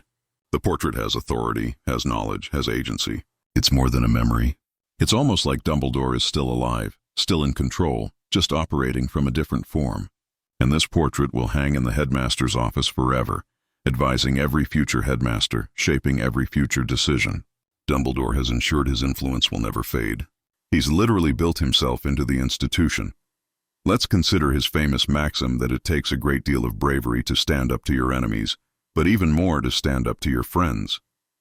He says this while giving Neville points at the end of 1st year, points that win Gryffindor the House Cup. It's meant to be inspiring, a recognition of moral courage. But look at what he's actually doing. He's rewarding Neville for trying to stop Harry, Ron, and Hermione from sneaking out. He's rewarding obedience to rules. He's framing resistance to peer pressure as the highest form of bravery. Why? Because he needs students who will stand alone, who will do what they think is right, even against opposition. He's cultivating moral independence in his students so they'll be willing to make hard choices, like sacrificing themselves, even when everyone around them says it's wrong. But notice that Dumbledore himself doesn't follow this maxim. He doesn't stand up to his friends. He doesn't challenge the order when they make questionable choices. He doesn't oppose the ministry when they're corrupt. He works within systems, manipulates them, uses them. He's not brave in the way he tells students to be brave. He's strategic. He's calculating. The advice he gives is designed to create certain types of people, not to reflect his own behavior. He's manufacturing martyrs, training students to value principle over survival, ensuring a steady supply of people willing to die for causes he defines as worthy. And that House Cup moment is manipulative in another way. Gryffindor has already lost. Slytherin has won. The banners are green and silver. The Slytherins are celebrating. And then Dumbledore awards last-minute points, changing the outcome, giving Gryffindor the victory. It's presented as triumphant, as good winning over evil. But imagine being a Slytherin student in that moment. You followed the rules. You earned your points fairly. You won. And then the headmaster arbitrarily decides to change the results because he favors the other house. It's an abuse of authority. It's bias made explicit. And it teaches Slytherins that the system is rigged against them, that even when they win fairly, they'll lose if Dumbledore wants them to. Is it any wonder so many Slytherins become dark wizards? They're systematically marginalized, punished for traits they were sorted for, excluded from opportunities, and overtly discriminated against by the headmaster himself. Dumbledore creates the conditions that push Slytherins toward darkness, and then he uses their darkness to justify his authority. It's a self-fulfilling prophecy. He treats them like future dark wizards, so they become dark wizards, so he was right to treat them that way. It's circular logic that perpetuates exactly the conflicts he claims to oppose. The Felix Felicis potion is revealing too. This is a potion that grants perfect luck for a limited time. Slughorn has some. He gives it as a prize in class. Harry wins it. And Dumbledore, who knows about this potion, who could brew it himself or acquire it, who could use it to ensure crucial events go the right way, apparently never does. Why? Because luck isn't random in Dumbledore's world. He controls outcomes through planning and manipulation. He doesn't need luck. He makes his own luck by controlling all the variables. But he lets students brew it, lets them use it, because their luck serves his purposes. When Harry uses Felix Felicis to get Slughorn's memory, it's not luck. It's Dumbledore's plan working out because he positioned all the pieces correctly. Real luck would be unpredictable. It would create outcomes Dumbledore couldn't control. So he doesn't use it. He creates the illusion of luck, of chance, of things just working out. But it's all design. Every fortunate coincidence, every last-minute save, every moment when things could have gone terribly wrong but didn't, they're all Dumbledore's manipulations. He's the hidden hand behind everything, and luck is just what people call his interventions when they don't realize he's intervening. The Resurrection Stone is particularly interesting. It's one of the Deathly Hallows hidden in the Gaunt Ring, the Horcrux that Dumbledore destroys. He retrieves the stone before destroying the Horcrux. He keeps it. He doesn't tell anyone. And he plans to pass it to Harry at the right moment, which turns out to be right before Harry walks to his death. The stone allows the holder to see shades of the dead, to communicate with them. And Dumbledore uses this to manipulate Harry one final time. He ensures that when Harry is about to sacrifice himself, He'll be surrounded by the ghosts of his loved ones, telling him it's okay, that death is peaceful, that he's brave. It's the ultimate emotional manipulation, using Harry's dead parents and friends to convince him to die. And those shades, are they real? Do they actually represent the consciousness of the dead? Or are they projections, echoes, magical constructs that show Harry what he wants to see? We never get a clear answer. But Dumbledore, who possessed the stone, who studied it, would know. And he chose to give it to Harry at this specific moment. He chose to let Harry believe his parents were there, guiding him, approving of his sacrifice.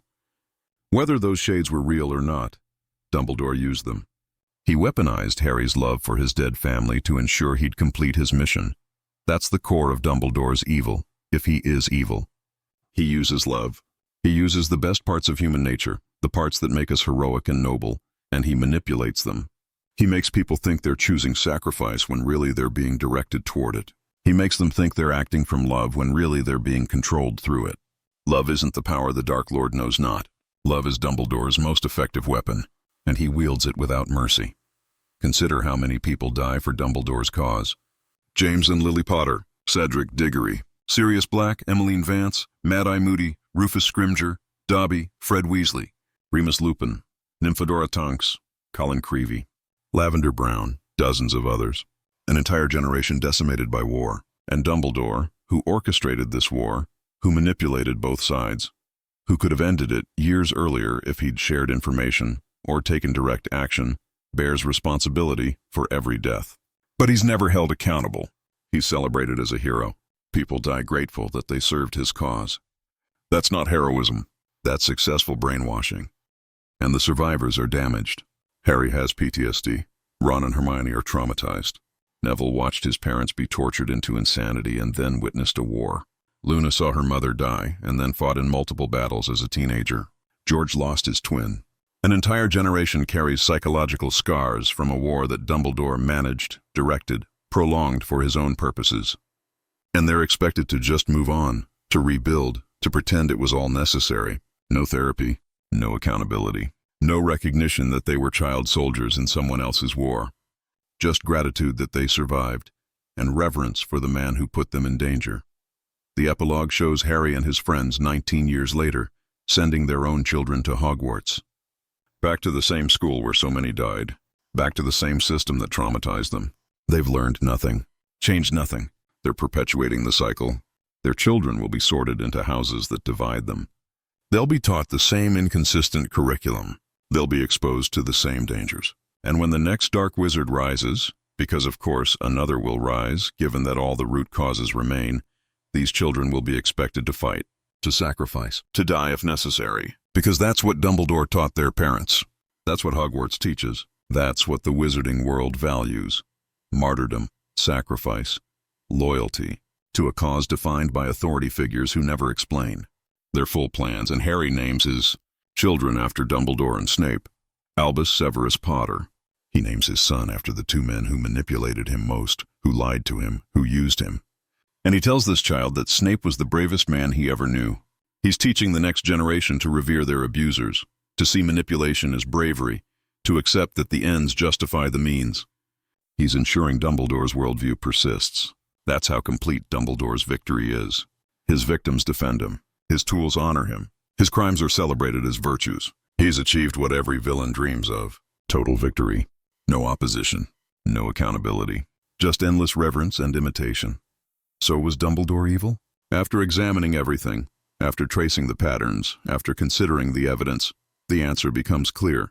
Whether he was consciously, deliberately evil, or whether he simply had such absolute certainty in his own judgment that he excused any action in service of his goals, the result is the same. Albus Dumbledore manipulated, abused, and sacrificed countless people over decades. He created the conditions for wars.